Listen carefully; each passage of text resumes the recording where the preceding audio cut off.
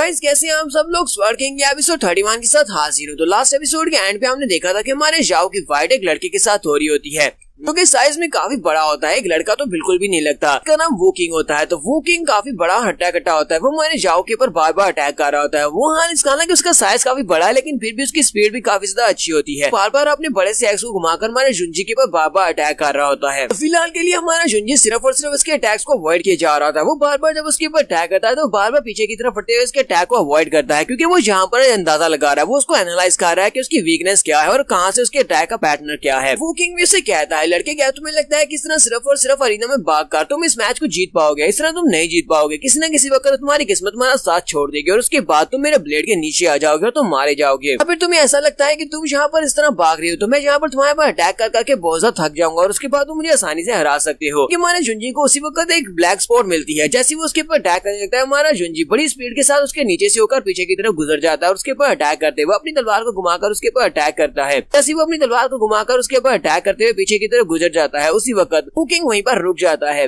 जुंजी से कहता है, तुम्हें क्या लगता है कि मैं यहाँ पर तुम्हारे जैसे एक कमजोर इंसान के साथ फाइट करते हुए भागूंगा? यहाँ पर सिर्फ और सिर्फ तुम्हारे पैटर्न को देख रहा था कि तुम्हारा अटैक पैटर्न क्या है ताकि मैं तुम्हारे पर अटैक कर सकूं। मुझे तुम्हारे जैसे एक मॉन्स्टर को हराने के लिए स्ट्राइक से ज्यादा की जरूरत नहीं थी। हमारे जाओ ने अपनी तलवार को घुमाते हुए उस बेचारे की पैंट को काट दिया होता है जिसकी वजह से उसकी पैंट उतर जाती है। हमारे जाओ से कहता है, जरा अपनी पैंट की तरफ देखो। वो किंग बेचारा बहुत ज्यादा शर्मिंदा हो जाता है, अपनी पैंट को पकड़ता है, बड़ी स्पीड से वहाँ से भाग जाता है। बाकी के सभी लोग वहाँ पर हंसना शुरू कर देते हैं और कहते हैं ये वाला मैच तो काफी ज्यादा इंटरेस्टिंग था। नहीं था कि जुंजी इस मैच को जीत पाएगा लेकिन जुंजी ने तो इस मैच को जीत लिया। बाकी के तीनों भी बहुत ज्यादा खुश होते हैं। वो से कहते हैं, यंग मास्टर चू, वाकई में तुम तो बहुत ज्यादा अमेजिंग हो। तो पहले से पता था कि तुम इस मैच को जीतने वाले हो। जबकि हमारा जुंजी उन तीनों को पीछे की तरफ हटाते हुए कहता है, तुम लोग यहाँ पर इतना ज्यादा चिल्ला क्यों रहे हो? मैं कोई बहरा नहीं हूँ, मैं तुम सभी की आवाज सुन सकता हूँ। फिर यहीं पर हमारे एल्डर गू को भी दिखाती है। एल्डर गू कहते हैं, लगता है कि इस लड़के को यहाँ पर फाइटिंग टेक्निक्स आती है तो इसके लिए तुम्हें यहाँ पर कोई बेहतर इंतजाम करना होगा। इसको इतनी आसानी के साथ तो नहीं हराया जा सकता। हालांकि वो सॉन्ग किंग वो काफी ज्यादा बड़ा था, उसका साइज काफी ज्यादा था लेकिन उसकी एजिलिटी और काफी ज्यादा थी, स्पीड और पावर काफी ज्यादा थी। इस लड़की ने इसे आसानी के साथ हरा दिया। इसका मतलब यह है कि इस लड़की के पास भी काफी सारे स्किल्स हैं।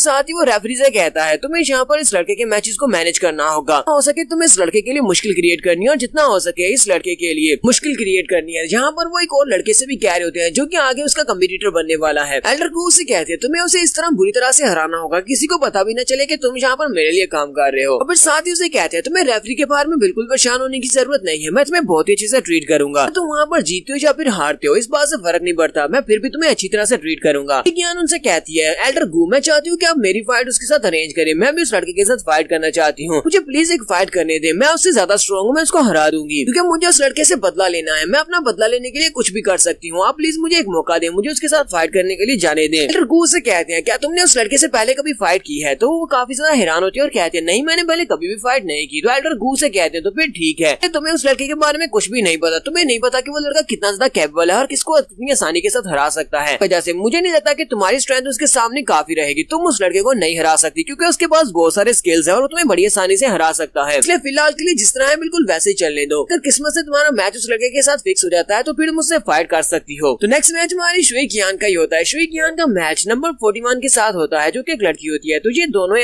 आमने सामने होती है और रीना में पहुंच जाती है। हमारी शुई कियान उस लड़की की तरफ देखती है और कहती है, ये मैच तो बहुत ज्यादा बोरिंग होने वाला है। फिर साथ ही वो उस लड़की पर सिर्फ एक ही अटैक कर दिया, वो लड़की वहीं पर नीचे गिर जाती है और हमारी शुई कियान अपने पहले मैच को यहाँ पर जीत लेती है। और इसी के साथ ही वहाँ पर उन सभी लोगों के सामने बड़ी एटीट्यूड के साथ खड़ी होती है। फिर वो हमारे जुंजी की तरफ घूर कर देखते फिर पीछे की तरफ मुड़ जाती है। जीचुआन हमारे जुंजी से कहता है, जरा उस लड़की की तरफ देखो तो सही, हर बार वो तुम्हारी तरफ जरूर देखकर जाती है। मुझे लगता है कि वो लड़की तुम्हें पसंद करती है। ये बात सुनते ही काफी ज्यादा हैरान होता है और कहता है, ऐसा कैसे हो सकता है? उसी वक्त बाकी के दोनों वहाँ पर चिल्लाकर कहते हैं, फिर तुम यहाँ पर किस तरह की बात कर रहे हो? जीचुआन कहता है, अगर वो लड़की वाकई में तुमसे नफरत करती तो फिर तो वो तुम्हें देखना भी पसंद नहीं करती, लेकिन वो तुम्हें बार बार देखती है, हर बार तुम्हें देखकर जाती है। इसका मतलब ये है कि उसके दिल में कुछ ना कुछ जरूर है और वो तुम्हें देखना चाहती है, इसी वजह से वो तुम्हें देखती है। नेक्स्ट सीन में हमारी कीरू की फाइट होती है। हमारी कीरू अपनी फाइट को जीत जाती है। फिर जीचुआन की फाइट होती है, जीचुआन भी अपनी फाइट को जीत जाता है। फिर फैंग की फाइट होती है, फैंग भी अपनी फाइट को जीत जाता है। फिर हमारे जुंजी की फाइट होती है और हमारा जुंजी भी अपनी फाइट को जीत जाता है। उसके बाद फिर से हमारे जुंजी की फाइट होती है, जुंजी फिर से अपनी फाइट को जीत जाता है। फिर से जुंजी की फाइट होती है और फिर से अपनी फाइट को जीत जाता है। जुंजी जब यहाँ पर लगातार अपनी फाइट्स को जीतता है तो उसे यहाँ पर वो सभी लोग ब्लैक हॉर्स का टाइटल देते हैं। वो लोग कहते हैं ये एक ब्लैक हॉर्स की तरह है, अपने सारे के सारे मैचेस को यहाँ पर जीत लिया। फिर साथ ही वो सभी लोग कहते हैं, क्या तुम सभी लोगों ने जहाँ पर इस बात को नोटिस किया पर शुंजी की ज्यादा फाइट्स क्यों हो रही हैं, बाकी सभी के मुकाबले में इसकी फाइट्स बहुत ज्यादा हुई हैं, जबकि बाकियों ने बहुत ही कम फाइट्स की हैं। हर बार इसी का नंबर क्यों निकल रहा है। लेकिन चाहे जो भी हो जाए, अब जितने भी लोग इसके आगे फाइट करने के लिए इसके कंपटीटर बनने वाले हैं वो सभी लोग पहले से हार मान रहे हैं। उन्हें पता है कि कोई भी इस ब्लैक हॉर्स के साथ फाइट नहीं कर सकता, ये काफी ज्यादा स्ट्रॉन्ग है। मिस शूशन अपने मास्टर जैंग से कहती है, मास्टर जैंग ये आपने दो नोटिस किया बार बार हमारे चू जिंगजुन की फाइट्स यहाँ पर क्यों सेटल हो रही हैं। यहाँ पर बहुत ज्यादा फाइट्स इसकी हुई हैं, जबकि बाकी सभी की बहुत ही कम फाइट्स हुई हैं। मास्टर जैंग उसे कहते हैं हो सकता है कि उसकी किस्मत बहुत ज्यादा बुरी हो। साथ ही मिस शूशन कहती है, लेकिन मास्टर आपका प्लान तो यहाँ पर फेल हो रहा है। आपको तो लगा था कि अरीना में मार खाने के बाद जब वो हार जाएगा तो फिर उसके बाद आप उसके पास जाएंगे ताकि उसका एटीट्यूड कम हो जाए। ये तो सभी को हराता जा रहा है। अब तो बाकी के सारे जनता में खड़े लोग वो सभी लोग इस बारे में बातें कर रहे होते हैं। वो लोग कहते हैं यहाँ पर इस लड़के की फाइट्स कुछ ज्यादा ही हो रही है। ऐसा तो नहीं है कि मैनेजमेंट वाले इस लड़के को यूज करते हुए जितने भी कमजोर ओपोनेंट्स हैं उन सभी को अरीना से बाहर निकलवाना चाहते हैं। अभी यहाँ पर ऐसा हो रहा है कि कोई जानबूझकर इस लड़के को यहाँ पर पिक कर रहा है ताकि ये लड़का ओपोनेंट के साथ फाइट करते हुए हार जाए। हमारी शुइकियान सोच रही होती है लड़के को सिर्फ और सिर्फ मैं ही हरा सकती हूँ, कोई और इसको नहीं हरा सकता। साथ ही शुइकियान सोच रही होती है, जुनजी तुम्हें यहाँ पर किसी और से नहीं हारना क्योंकि मैं तुम्हें हराऊंगी, मेरे लिए इंतजार करना जब मैं तुम्हें बहुत ही बुरी तरह से हराने वाली हूँ। तो आधे दिन की फाइट्स के बाद वहाँ पर जो पहले 54 कॉन्टेस्टेंट्स हैं उनमें से सिर्फ और सिर्फ 15 ही बचते हैं और उसके बाद उन सभी के नाम नोटिस बोर्ड के ऊपर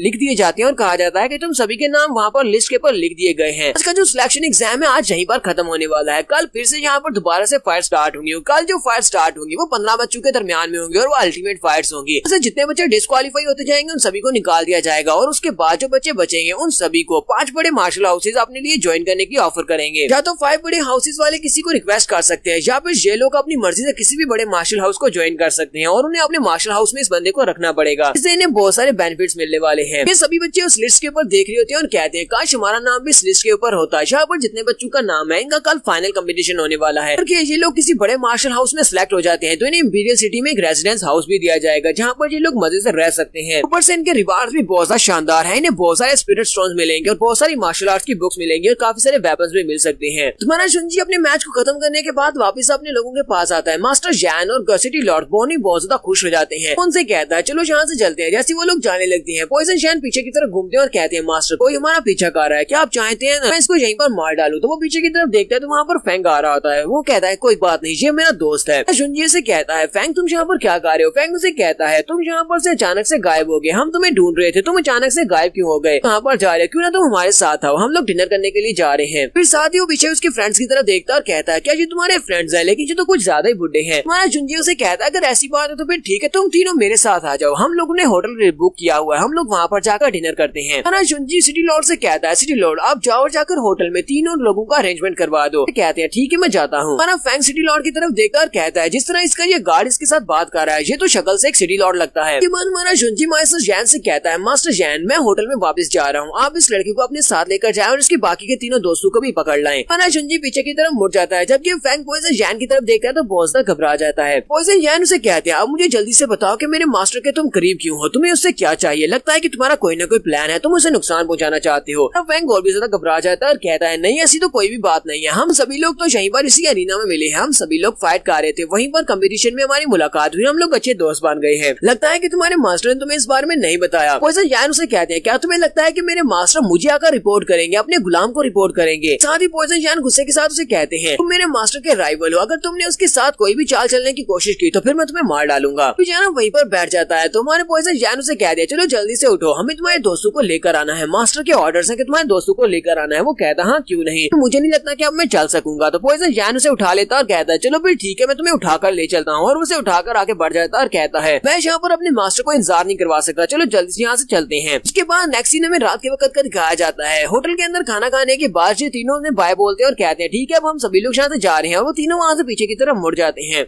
वापस तरफ मुड़ते हुए फैंग कहता है क्या तुमने देखा उसका जो गार्ड था वो सिटी लॉर्ड था। फैंग सिटी का सिटी लॉर्ड हमारे जुंजी के साथ कितनी अच्छे से बात कर रहा था और उसके साथ यहाँ पर उसके साथ एस्कॉर्ट बनकर आया है, पूरा रास्ता इनको एस्कॉर्ट किया है, और साथ में जो दूसरा एल्डर था वो भी एक अर्थ स्पिरिट राम का एगला एल्डर था और वो उसका गुलाम है, वो उसको अपना मास्टर कहता है। हीरोइन से कहती है मुझे तो वो लड़का बहुत ज्यादा पसंद आ रहा है, वो साथ ही बहुत ज्यादा शर्मा रही होती है और कहती है कि जुंजी ज़ीफैंग सिटी में बहुत ज्यादा फेमस होगा। फैंग उसे कहता है अगर वो ज़ीफैंग सिटी में बहुत ज्यादा फेमस है तो फिर मैंने उसके बारे में क्यों नहीं सुना, तुम्हें पता है ना कि मेरे पास हर किस्म की इन्फॉर्मेशन होती है। ज़ीफैंग सिटी के बारे में सिर्फ और सिर्फ एक ही बंदे का पता है कि वहाँ पर शुई कियांग है जो कि शुई फैमिली से बहुत ज्यादा स्ट्रॉन्ग भी है और फेमस भी है। कीरू उसे कहती है हो सकता है कि वो लड़का अपनी प्रोफाइल को लो रख रहा हो ताकि किसी को पता न चले। जी चुआन उनसे कहता है तो हम लोगों को लगता था कि हम लोग लोग काफी ज्यादा स्ट्रॉन्ग है, लेकिन आज हमें पता चला है कि हमसे भी ज्यादा कोई ना कोई स्ट्रॉन्ग है। जब भी हम लोग स्ट्रॉन्ग होते हैं तो हमसे ऊपर कोई ना कोई स्ट्रॉन्ग जरूर होता है। फैंग कहता है मुझे लगता है कि कल जो फाइट्स होने वाली हैं उसमें मेरी फाइट उसके साथ हो सकती है, हम सभी लोगों की फाइट उसके साथ हो सकती है, क्योंकि हम सभी लोग भी उन 15 लोगों में शामिल हैं जिनकी कल फाइट्स होनी है। कीरू कहती है मैं तो उस लड़के के हाथ उसे हारना चाहती हूँ, काश मेरी फाइट उस लड़के के साथ हो जाए। सभी लोग यहाँ से बातें करते हुए वापस की तरफ चल पड़ते हैं। इन पर एपिसोड 31 का एंड होता है। एपिसोड का एक्सप्लेनेशन अच्छी लगी हो तो कमेंट करके जरूर बताइएगा। चैनल को सब्सक्राइब कर दे, वीडियो को लाइक और शेयर कर दे। शुक्रिया। तो गाइस कैसे हैं आप सब लोग? स्वर्ग किंग की एपिसोड 32 के साथ हाजिर हूँ। इस एपिसोड की शुरुआत में अगले दिन का सीन दिखाया जाता है जब यहाँ पर फाइनल कंपटीशन होने वाला है। तो फाइनल जो 15 बच्चे बचे थे उन सभी का आज कम्पीट होने वाला है। गैब्रियल सभी लोगों से कहता है तो लेडीज एंड जेंटलमैन आप सभी लोगों को वेलकम किया जाता है। तो आज यहाँ पर फाइनल कंपटीशन होने वाला है और इस फाइनल कंपटीशन के बाद जो 5 बच्चे सिलेक्ट होंगे 5 बड़े मार्शल हाउसेज को ज्वाइन करने का मौका मिलेगा। आज के मैच में रूल्स को निकाल दिया गया है। अगर आप लोग यहाँ पर हार मान लेते हैं तो आपका मैच खत्म हो जाएगा, लेकिन यहाँ पर आप अपने ओपोनेंट की जान भी ले सकते हैं। सब कुछ हमने 5 बड़ी फैमिलीज के साथ मिलकर तय किया है और यहाँ पर इस रूल को लागू किया है कि यहाँ पर इस बार के कंपटीशन में कोई भी रूल्स को फॉलो नहीं किया जाएगा ताकि सभी बच्चे अपने फुल पोटेंशियल को शो करवा सके। यहाँ पर इस फाइनल कम्पीट को देखने के लिए अरीना में बहुत सारे लोग मौजूद होते हैं। ये सभी लोग मैच देखने के लिए आए होते हैं। वो लोग बातें कर रहे होते हैं और कहते हैं आज तो यहाँ पर बहुत सारी जनता आई है, ये सभी लोग फाइनल मैच देखने के लिए आए हैं। पिछली बार से इस बार का जो कम्पिटिशन है बहुत ज्यादा टफ है और इस बार सिलेक्शन प्रोसीजर भी बहुत ज्यादा टफ है। इसी वजह से यहाँ पर बहुत सारे लोग कम्पिटिशन को देखने के लिए आए हैं। ऊपर से इन लोगों ने कहा है कि इस बार के मैच में रूल्स को फॉलो नहीं किया जाएगा। इसका मतलब यह है कि कोई भी यहाँ पर मैच के दौरान किसी दूसरे ओपोनेंट की जान भी ले सकता है। और सभी लोग एक दूसरे की तरफ देख रहे होते हैं कि यहाँ पर तो बहुत ही रश है, हम लोग तो सामने की तरफ देख भी नहीं पा रहे, हमें रीना दिखाई भी नहीं दे रहा। पर कुछ लोगों की नजर एक पोल के ऊपर पड़ती है। तो एक बच्चा अपने डैडी से कहता है डैडी वहाँ पर ऊपर क्या हुआ, वो बंदा वहाँ पर कैसे चढ़ गया।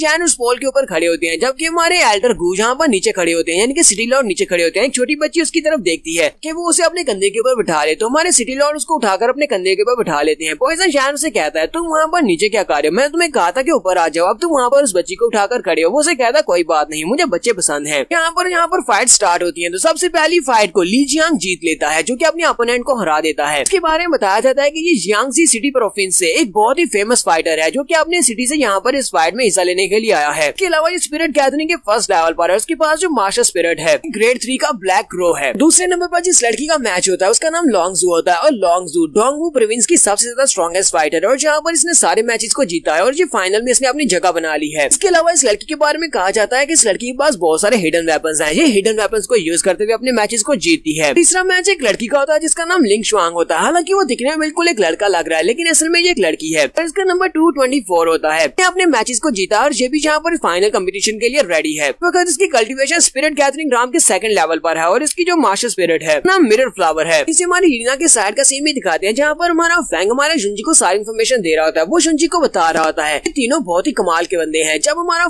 फर्स्ट लाइट स्टार्ट हुआ था उस वक्त इन तीनों ने उस स्टोन के ऊपर हाथ रखते हुए 6 लाइट्स को लिट अप किया था। साथ ही वो से कहता है शुंजी तुम्हारे अलावा यहाँ पर शुई कियान है, शुई कियान के अलावा ये 3 लोग हैं, ये तुम चारों लोग ही यहाँ पर सबसे ज्यादा स्ट्रॉन्गेस्ट हो। शुंजी उसकी बातें सुनने के बाद उसे कहता है तुम ये सारी की सारी इन्फॉर्मेशन मुझे क्यों दे रहे हो, तुम्हें पता है ना कि हम लोगों का आपस में यहाँ पर कम्पीट होने वाला है, नेक्स्ट मैच हमारा है, तुम यहाँ पर मुझे सारी इन्फॉर्मेशन दे रहे हो। वो उसे कहता है तो इस बात से क्या फर्क पड़ता है, तुम्हें पता है ना कि हम लोग आपस में दोस्त हैं, तो दोस्त होने के नाते मैं तुम्हें सारी इन्फॉर्मेशन दे रहा हूँ और वैसे भी मुझे पता है कि मैं तुमसे हारने वाला हूँ। शुंजी उसे कहता है मुझे इन सभी लोगों से बिल्कुल भी फर्क नहीं पड़ता क्योंकि इन सभी को मैं हरा कर आखिर पर पहुंचने वाला हूँ, टॉप के ऊपर तो मैं ही पहुंचूंगा। उसे कहता है तुम्हें इस सब से क्यों फर्क नहीं पड़ता, इन्फॉर्मेशन बहुत ज्यादा इंपॉर्टेंट होती है। जब भी आप किसी जंग को जीतने के लिए चाहते हैं अगर आपके पास पहले से इन्फॉर्मेशन होगी तो आप उस जंग को आसानी से जीत सकते हैं और इस फाइट को जीतने के लिए तुम्हें इन्फॉर्मेशन की जरूरत पड़ेगी। कीरू आगे बढ़ती है और उसका मुंह बंद करते हुए कहती है तुमने देखा नहीं यंग मास्टरों की सब में कोई भी इंटरेस्ट नहीं है, फिर भी तुम यहाँ पर बातें किए जा रहे हो, तुम उसके साथ इस तरह की बातें मत करो। उसके बाद नेक्स्ट मैच नंबर 61 और नंबर 46 का होता है, यानी कि इन दोनों के मैच की बारी आ गई है। हमारा फैंग जो होता है काफी ज्यादा घबराया हुआ होता है जबकि हमारा शुंजी से कहता है तुम्हें घबराने की जरूरत नहीं है। वो दोनों अरीना में चले जाते हैं। हमारा शुंजी अपनी तलवार निकालता है। फैंग वहीं पर उसके सामने झुकते हुए कहता है प्लीज मुझे माफ कर दो, लगता है कि मुझे यहाँ पर हार मानना होगी। ये सभी लोग वहाँ पर हंसना शुरू कर देते हैं जबकि उसके दोस्त वहाँ पर कह रहे होते हैं ये यहाँ पर क्या कर रहा है, कम से कम फाइट तो करे। हमारा शुंजी आगे बढ़ता है और उसे कहता है तुम्हें यहाँ पर नर्वस होने की जरूरत नहीं है, तुम इसको समझो कि तुम यहाँ पर मेरे साथ प्रैक्टिस कर रहे हो, तुम को प्रैक्टिस मैच की तरह मेरे साथ यहाँ पर फाइट कर सकते हो।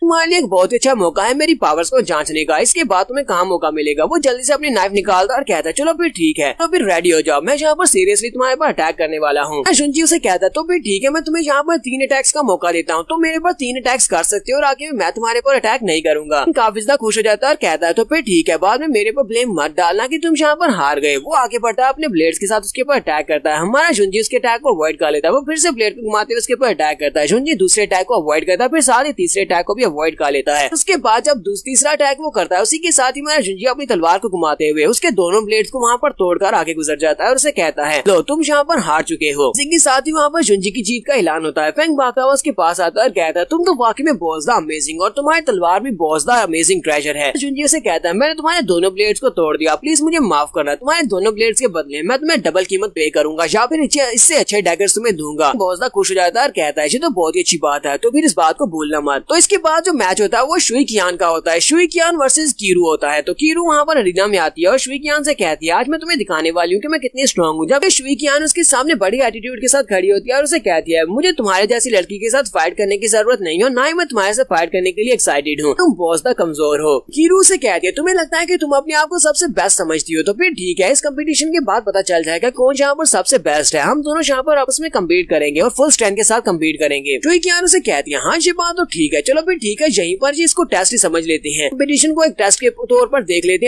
हैं कि हम दोनों में से कौन ज्यादा स्ट्रॉन्ग है। फिर साथ ही कीरू से कहती है मुझे लगता है कि तुम्हें यहाँ पर पहले से इस बात का अंदाजा है कि तुम्हें किसी मार्शल हाउस ने सिलेक्ट किया हुआ है, इसी वजह से तुम्हें यहाँ पर इस सब में कोई भी दिलचस्पी नहीं है, वरना हम सभी लोग तो यहाँ पर फाइट में अपनी जी जान लगा रहे हैं। वहाँ सुनते ही वो काफी गुस्सा हो जाती है और कहती है अपनी बकवास बंद करो, अगर फाइट करनी है तो फिर फाइट करो, मेरे रास्ते में जो भी आएंगे मैं उन सभी को हरा कर आगे बढ़ूंगी ताकि मैं आखिर बार चू जिंगजुन तक पहुंच सकूं। और चू जिंगजुन की किस्मत में भी यही लिखा हुआ है मेरे हाथों से हारना। कीरू भी अपनी पावर्स को रिलीज करती है और कहती है तुम कुछ ज्यादा ही एरोगेंट हो, मुझे ही तुम्हें यहाँ पर सबक सिखाना पड़ेगा। वो अपनी पावर्स को रिलीज करते हुए एक स्पेशल मूव जिसका नाम बटरफ्लाई अरे होता है उसको यूज करती है। बटरफ्लाई अरे के साथ शुई कियान के ऊपर काफी सारे अटैक्स करती है, लेकिन शुई कियान उसके सारे अटैक्स को अवॉइड कर लेती है। इसी के साथ कीरू फिर से आगे बढ़ती है और अपनी एक स्पेशल मूव बटरफ्लाई अरे पैरासोल को यूज करते हुए उसके ऊपर अटैक करती है। शुई कियान उसे पंच मारने के लिए आगे बढ़ती है, लेकिन उसी वक्त कीरू अपने सामने एक शील्ड बना लेती है और उसे कहती है मेरी शील्ड्स को तोड़ पाना इतना भी आसान नहीं है। कियान कहती है क्या तुम्हें ऐसा लगता है। फिर साथ ही वो वहाँ पर अपनी स्पेशल टेक्निक, वो वाली टेक्निक जो कि हमारे जुंजी ने एक मार्शल आर्ट्स की बुक इनको बेची थी, ये 9 वेव रिपल टेक्निक इसको बेची थी। वो 9 वेव रिपल टेक्निक को यूज करते हुए एक जबरदस्त पंच मारती है। वो पंच इतना ज्यादा पावरफुल होता है कि वो उसकी शील्ड को तोड़ देता है। उसकी शील्ड को तोड़ने के साथ ही वो उसे ग्राउंड के ऊपर गिरा देती है और ग्राउंड के ऊपर पटकने से उस बेचारी ने अपने हाथों को अपने सामने किया होता है। शुई कियान गुस्से के साथ उसे कहती है कोई भी यहाँ पर मेरे पर हंस नहीं सकता, कोई भी मुझे एरोगेंट नहीं कह सकता। के साथ ही कीरू वहाँ पर मैच को हार जाती है। वो गुस्से के साथ वहाँ से बाहर आ जाती है। उसके दोस्त से कहते हैं तुमने वहाँ पर बहुत ही अच्छा किया, लेकिन उसने वहाँ पर एक स्पेशल टेक्निक को यूज किया है जिसके सामने तुम टिक नहीं सकती थी। फेंग यहाँ पर उसे इन्फॉर्मेशन देते हुए कहता है मुझे पता है कि ये वाली 9 वेव रिपल टेक्निक जो इसने यहाँ पर यूज किया ये एक पावरफुल टेक्निक है। टेक्निक इसे एक मिस्टीरियस मास्टर ने बेची थी, तो उन्हें इसे ऑक्शन में खरीदा था 5 लाख स्टोन में। फिर वो बहुत ज्यादा गुस्सा होती है और कहती है पता नहीं वो कमीना सीनियर मास्टर कौन था जिसने ये वाली टेक्निक इस लड़की को बेच दी, जिसकी वजह से इसने मुझे हरा दिया, जबकि हमारा जुंजी वहाँ पर खड़ा शर्मिंदा हो रहा था क्योंकि उसी ने तो ये टेक्निक इसको बेची थी। शुई कियान की फाइट के बाद जो नेक्स्ट फाइट होती है वो हमारे जुंजी की होती है। जुंजी की फाइट नंबर 224 के साथ होती है, यानी ली जियांग के साथ होती है। यहाँ पर अभी भी उसे इन्फॉर्मेशन दे रहा होता है कि उसके पास जो वेपन है वो एक डबल स्वर्ड है। अगर वो वेपन को जोड़ देता है तो वो एक डबल एज स्वर्ड बन जाती है और अगर उसको खोल देता है तो वो 2 तलवारें बन जाती है। ली जियांग के पीछे लोंगसू खड़ी होती है। ली जियांग लोंगसू से कहता है मैं इस लड़की के साथ बहुत ही अच्छी फाइट करने वाला हूँ। फाइट के दौरान मैं तुम्हें हिंट्स दूंगा, उनको देखकर तुम्हें समझना होगा कि अगली बार जब तुम्हारी इसके साथ फाइट होगी तुम इससे कैसे निपट सकती हो। वो उसे कहती है अच्छा ठीक है। तो ली जियांग अरीना में आ जाता है। दूसरी तरफ से हमारा जुंजी होता है। ये दोनों एक दूसरे से फाइट करने वाले हैं। तुम्हारा ली जियांग जुंजी को रिस्पेक्ट देते हुए कहता है तुझे सभी लोग तुम्हें यहाँ पर डार्क हॉर्स कह रहे हैं, तो फिर मैं भी तुम्हें यही कहता हूँ। मुझे तुमसे मिलकर काफी ज्यादा खुशी हुई। पर इस सिलेक्शन कंपटीशन की शुरुआत से तुमने अपने टैलेंट को शो करवा के अपनी इज्जत बनाई है, इसी वजह से अब मैं तुम्हारी बहुत ज्यादा रिस्पेक्ट करता हूँ और तुम्हें बहुत ज्यादा एडमायर कर रहा हूँ। तुम एक ऑर्डिनरी इंसान नहीं हो। तुमने फाइनल में बहुत ज्यादा अच्छा किया और अपने सारे के सारे ओपोनेंट्स को हरा दिया। हमारा जुंजी से कहता है तुमने कुछ ज्यादा ही तारीफें कर दी। जियांग से कहता है अगर तुम इतनी ज्यादा अच्छे हो तो फिर तुम इतने ज्यादा फेमस क्यों नहीं हो, मैंने तुम्हारे बारे में पहले क्यों नहीं सुना। हमारा जुंजी से कहता है क्योंकि मैं कुछ भी नहीं हूँ, मेरे बारे में किसी को कुछ भी नहीं पता। जियांग जल्दी से अपनी मास्टर स्पिरिट को रिलीज करता है, कहता है अच्छा ठीक है, तो फिर देखते हैं कि तुम कौन से नोबडी हो। कोई भी ओपोनेंट तुम्हारे खिलाफ फाइट नहीं कर सका। फाइट करने के बाद वो सभी के सभी हार गए। मैं देखता हूँ कि तुम यहाँ पर मेरे सामने कैसे टिक पाते हो। तुम अपनी तलवार लेकर उसके ऊपर अटैक करने के लिए उसके करीब पहुंच जाता है। तो हमारा जुंजी अपनी तलवार निकालकर उसके अटैक को ब्लॉक करता है। तो उसके पास डबल स्वर्ड होती है। वो एक तलवार के साथ उसके ऊपर अटैक करता है और दूसरी तलवार उसके दूसरे हाथ में होती है। जियांग कहता है लगता है कि ये वाली बोरिंग कंपटीशन अब ये अच्छा होने वाला है, अब मुझे मजा आने वाला है। वो अपने ब्लेड को घुमाते हुए वहाँ पर गोल गोल घूमता है और अपनी दोनों तलवारों के साथ बार बार उसके ऊपर अटैक करता है। और हमारे शुंजी से कहता है मैंने तुम्हारी सारी फाइट्स को देखा है, तुम पहले वहाँ पर फाइट को एनालाइज करते हो, पहले फाइट बैक नहीं करते। यहाँ पर भी तुम बिल्कुल वैसे ही कर रहे हो, तुम मेरे पर अटैक नहीं कर रहे बल्कि सिर्फ अटैक्स को ब्लॉक कर रहे हो। शुंजी इसके अटैक को ब्लॉक करते हुए साथ ही अपनी तलवार को घुमाते हुए इसके ऊपर अटैक करता है। जियांग कहता है ये बंदा तो बहुत ज्यादा फास्ट है, मुझे तो पता भी नहीं चला कब इसने अपनी तलवार को मेरी तलवार के साथ से हटा लिया। तो मतलब यह है कि कुछ ही सेकंड्स में अपनी ये स्पीड को बहुत ज्यादा बढ़ा सकता है, ये डिफेंसिव से अटैक मोड में पहुंच सकता है। फिर साथ ही वो कहता है खैर जो भी हो मैंने यहाँ पर अपना मकसद हासिल कर लिया। जबकि दूसरी तरफ उस लड़की को भी दिखाती है लॉन्ग जू को, उसने अपने हाथ में पॉइजनस नीडल्स निकाली होती हैं। इसी मैच के दौरान हमारे शुंजी के ऊपर पॉइजनस नीडल्स फेंकने वाली है। यहीं पर ये दोनों फिर से फाइट करना स्टार्ट करते हैं। ली जियांग आगे बढ़ता है, अपनी तलवार के साथ उसकी तलवार को टकराता है, जबकि हमारा शुंजी अपनी तलवार के साथ उसके अटैक को ब्लॉक करता है और दूसरी तलवार के साथ वो उसके ऊपर अटैक करता है, जबकि हमारा शुंजी नीचे की तरफ झुकते हुए उसके अटैक को अवॉइड कर लेता है। ली जियांग के बारे में एक बात फेमस है कि इसने अपने जितने भी अपोनेंट्स को हराया उन सभी के हाथ से उसके वेपन को गिराकर उनको हरा दिया है। जब उनके हाथ से उनका वेपन गिर जाता है तो वो बंदा बहुत ज्यादा कमजोर हो जाता है। तो यहाँ पर भी वो उसके हाथ को पकड़ता है जिससे हमारे शुंजी के हाथ से उसकी तलवार गिर जाती है। लेकिन यहाँ पर ली जियांग से गलती हो जाती है क्योंकि उसे लगता है कि इसके पास जो वेपन है वो एक फिजिकल वेपन है, लेकिन इसका वेपन फिजिकल वेपन नहीं है बल्कि ये इसकी मार्शल स्पिरिट है। इसी वजह से हमारे शुंजी का ब्लेड उसके पास वापस आ जाता है, उसकी तलवार उसके हाथ में वापस आ जाता है। हमारा शुंजी ली जियांग के ऊपर अटैक करता है। ली जियांग जल्दी से ऊपर हवा में चला जाता है और उड़ते हुए वहाँ से पीछे हट जाता है और साथ ही उसके ऊपर बार बार अटैक कर रहा होता है। तो ये दोनों यहाँ पर बहुत ही टफ फाइट कर रहे हैं। यहाँ पर हम लोग अपनी एपिसोड 32 का एंड करेंगे। इस एपिसोड में देखेंगे क्या हमारा शुंजी इस फाइट को जीत पाएगा, क्योंकि अभी भी इसको पॉइजनस नीडल लगना बाकी है। तो नेक्स्ट एपिसोड में ये सब कुछ देखेंगे। एपिसोड की एक्सप्लेनेशन अच्छी लगी हो तो कमेंट करके जरूर बताइएगा। चैनल को सब्सक्राइब कर दे, वीडियो को लाइक और शेयर कर दे। शुक्रिया।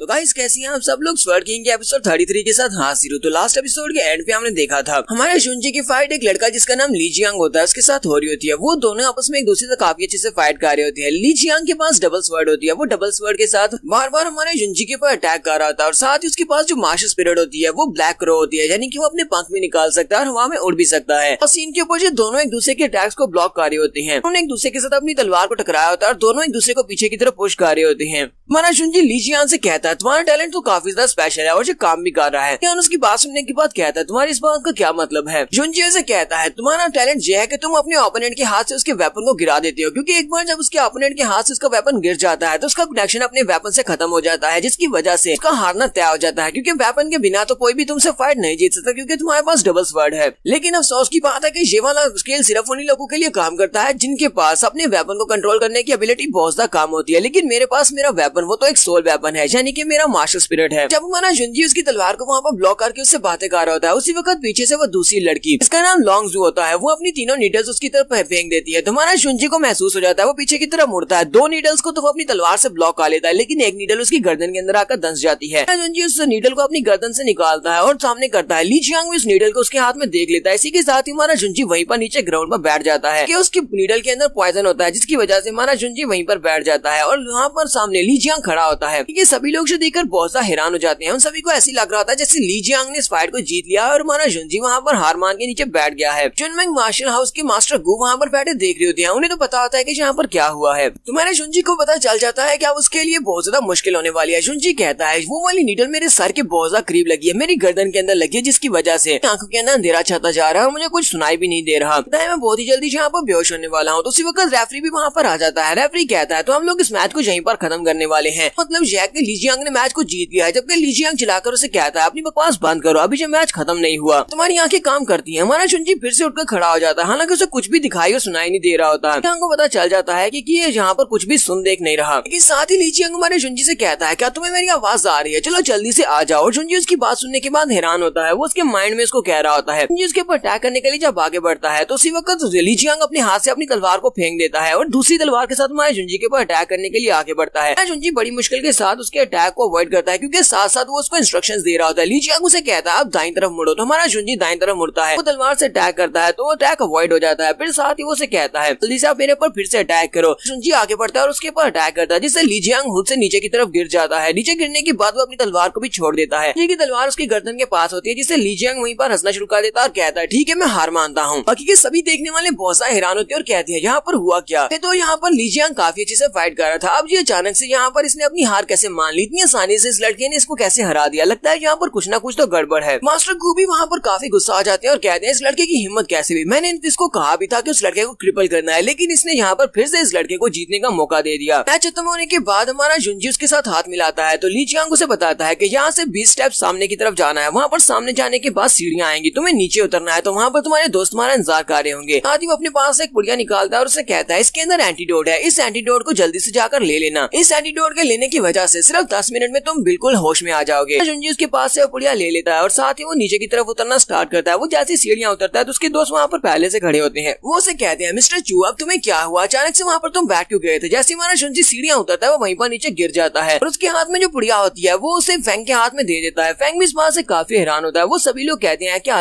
यहाँ पर क्या हुआ है, क्या इसे पॉइजन दिया गया है। मास्टर शैन भागते हुए आगे आते हैं और कहते हैं जल्दी से मेरे रास्ते से साइड पर हटाओ, मुझे इसे चेक करने दो। और वो उसे चेक करते हैं तो उन्हें पता चलता है कि इसे वाकई में पॉइजन दिया गया है। वो कहते हैं ऐसा कैसे हो सकता है, ये तो एक बहुत ही पावरफुल पॉइजन है। मिस यू शैन भी अपने मास्टर जैंग से कहती है मास्टर जैंग क्या आपने वहाँ पर देखा, मैं तो वहाँ पर देखा अभी भी क्या हुआ। हालांकि जहाँ पर जितने भी ऑडियंस है उस सबको इस बात की समझ नहीं आएगी कि वहाँ पर हुआ क्या, लेकिन आप तो पॉइजन के एक्सपर्ट हैं, जहाँ आपको मेडिसिन बनाने के एक्सपर्ट हैं, आपको तो पता होगा कि वहाँ पर उसके साथ क्या हुआ है। मुझे लगता है कि किसी ने उसको मारने की कोशिश की है, किसी ने उसे पॉइजन दिया है। यहाँ पर जितने एल्डर्स हैं उन सभी ने भी इस बात को नोटिस किया होगा, लेकिन किसी ने भी आगे बढ़कर उसकी मदद नहीं की और ना ही कल्प्रिट को पकड़ने की कोशिश की। उन सभी ने इस बात को इग्नोर कर दिया। तो मास्टर जैंग उसे कहते हैं ये कोई एक्सीडेंट नहीं है, बल्कि ये किसी ने जानबूझकर किया है, किसी ने पूरा प्लान बनाया हुआ है, क्योंकि हमारा चू बहुत ज्यादा स्पेशल है। यंग मास्टर जुंजी ये एक स्पेशल लड़का है और उसका टैलेंट एक्सीलेंट है, इसी वजह से कुछ लोग ऐसे हैं जो कि इसको कैंडिडेट के तौर पर यहाँ से हटाना चाहते हैं। मुझे लगता है कि ली जियांग को पहले से इस बारे में पता था। ली जियांग को जो मिशन दिया गया था कि उसे इसको क्रिपल करना है या फिर इस मैच में इसको हराना है, उसे ये बिल्कुल भी नहीं पता था कि मैच के दौरान ही उसके ऊपर पॉइजन नीडल से अटैक किया जाएगा। जैसे एंड के ऊपर उसने हमारे जुंजी को जितवा दिया ताकि उन लोगों के प्लान को फेल किया जा सके कि वो एक बहुत ही प्राउड वॉरियर है और किसी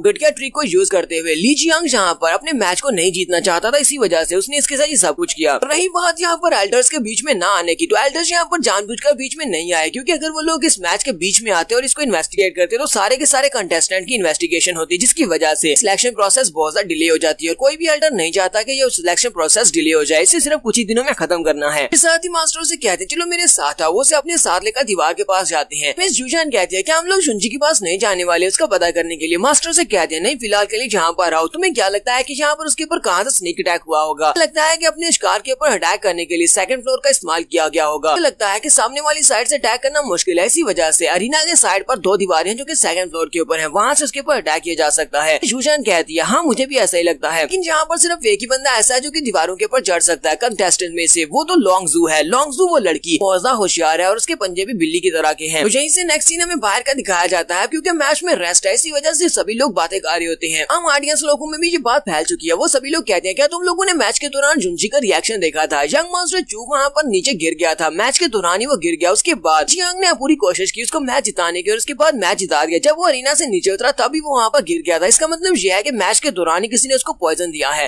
ली जियांग ने उसको पॉइजन दिया होगा, उसकी तलवार के ऊपर पॉइजन लगा होगा। जब उसने उसके ऊपर अटैक किया तो उस लड़के को सब कुछ धुंधला दिखाई दे रहा था। जब उसे लगा कि यहाँ पर पॉइजन देने की वजह से उसने गलती कर दी है और इस तरह का मैच वो नहीं जीतना चाहता, उसे शर्म आ गई होगी, इसी वजह से उसने जानबूझकर चू को जितवा दिया होगा। ये सभी लोग होटल में बैठकर यहाँ पर इस तरह की बातें कर रहे होते हैं। सभी लोग ली जियांग के बारे में बातें कर रहे होते हैं कि वो एक बहुत ही बेशरम वॉरियर है, जबकि ली जियांग भी वहीं पर बैठा पी रहा होता है। वो सभी लोग उसकी तरफ देखने तो गुस्से के साथ उनसे कहता है सभी लोग मेरी तरफ इस तरह घूर घूर कर क्यों देख रहे हो, मैंने क्या गलत किया है। ली जियांग खुद भी काफी ज्यादा गुस्से में होता है। ली जियांग वहाँ पर उसके सामने लॉन्गजू बैठी होती है। वो लॉन्गजू से कहता है तुम बेवकूफ कहीं की, मैंने तुमसे कहा भी था कि पहले मेरी फाइट हो लेने दो, तुमने वहाँ पर ये सब कुछ क्यों किया, तुमने अपनी नीडल्स के साथ उसके ऊपर अटैक क्यों किया। लॉन्गजू से कहती है तुम्हें अपने ऊपर सारा ब्लेम डालना चाहिए, क्योंकि तुमने वहाँ पर मुझे कोई इशारा दिया ही नहीं, इसी वजह से तुम्हें पता है ना कि वो एल्डर कितना ज्यादा खतरनाक है। अगर तुम्हें उस एल्डर के साथ काम करना था तो फिर तुम वहाँ पर हरकत नहीं कर सकते, तुम्हें वहाँ पर फाइट में उसको हराना था, ना कि उसको जिताना था। तुम्हारी वजह से मेरी वहाँ पर पूरी 3 नीडल जाया हो गई। तुम्हें क्या लगता है कि वहाँ पर ये सब कुछ मैंने क्यों किया, तुम्हें पता है ना वो एल्डर कितना ज्यादा खतरनाक है। ली जियांग से कहते हैं तुम्हें ये सब कुछ करने की जरूरत नहीं है, तुम तो यहाँ पर लगता है मेरे से मजाक कर रही हो। अगर वो मेरे ऊपर भारी भी पड़ रहा था तब भी मैं वहाँ पर जीत सकता था। तुम्हें क्या लगता है कि मैं इतना कमजोर हूँ कि मैं उससे हार जाता। लॉन्गजू से कहती है तुम बहुत बड़े बेवकूफ, अगर तुम उसे एक भी मौका देते तो वो लड़का तुम्हें आसानी के साथ हरा सकता था। हमने उसकी फाइट को देखा है। साथ ही उसे कहती है हाँ मुझे पता है कि वो बुड्ढा मास्टर बहुत ज्यादा गुस्सा होगा, लेकिन अभी फिलहाल के लिए उसके पास इतना टाइम नहीं होगा कि वो तुम्हारे साथ डील कर सके, इसलिए मुझे लगता है कि फिलहाल के लिए तो तुम सेफ हो, लेकिन बाद में वो बुड्ढा मास्टर तुम्हारे पीछे जरूर आएगा। मुझे नहीं लगता कि अब तुम जुनमैंग मार्शल हाउस में अपने आप को ज्वाइन करवा सकोगे। जुनमैंग मार्शल हाउस को नई ट्रांसलेशन में ड्रीम फैमिली कहा जा रहा है, लिंग वो मार्शल हाउस को कैम्सिस फैमिली कहा जा रहा है। कहता है कि मैं ड्रीम फैमिली में नहीं जा सकता क्योंकि वहाँ के एल्डर काफी ज्यादा गुस्से में है, तो लगता है कि मैं कैम्सिस फैमिली को ज्वाइन कर सकता हूँ। मैं उनसे रिक्वेस्ट कर सकता हूँ शायद वो मुझे अपनी फैमिली में रख लें, क्योंकि फाइट के दौरान मैंने उस लड़के की मदद की है, मैंने उसको एंटीडोट भी दिया और उसके बाद मैंने उसको जीतने में उसकी मदद की। लगता है कि वो लड़का मेरी काफी ज्यादा हेल्प कर सकता है कैम्सिस फैमिली में जाने को। लेकिन लॉन्गसू से कहती है मैं तुम्हें एक बात बता दूं, अगर तुमने यहाँ पर कुछ भी उल्टा सीधा किया तो फिर मैं अपने हाथों से तुम्हें मार डालूंगी। सीन हमारे जुनजी का दिखाया जाता है। जुनजी अपने रूम में बैठा होता है और सोच रहा होता है कि मुझे जिस नीडल के साथ प्रे किया गया है वो नीडल मास्टर सोल से बनी हुई थी। लगता है कि किसी के पास ऐसी मास्टर सोल है जो कि पॉइजनस नीडल्स बना सकती है। तो जैन वहाँ पर अंदर आते हैं और उसे कहते हैं मास्टर क्या आप ठीक हैं?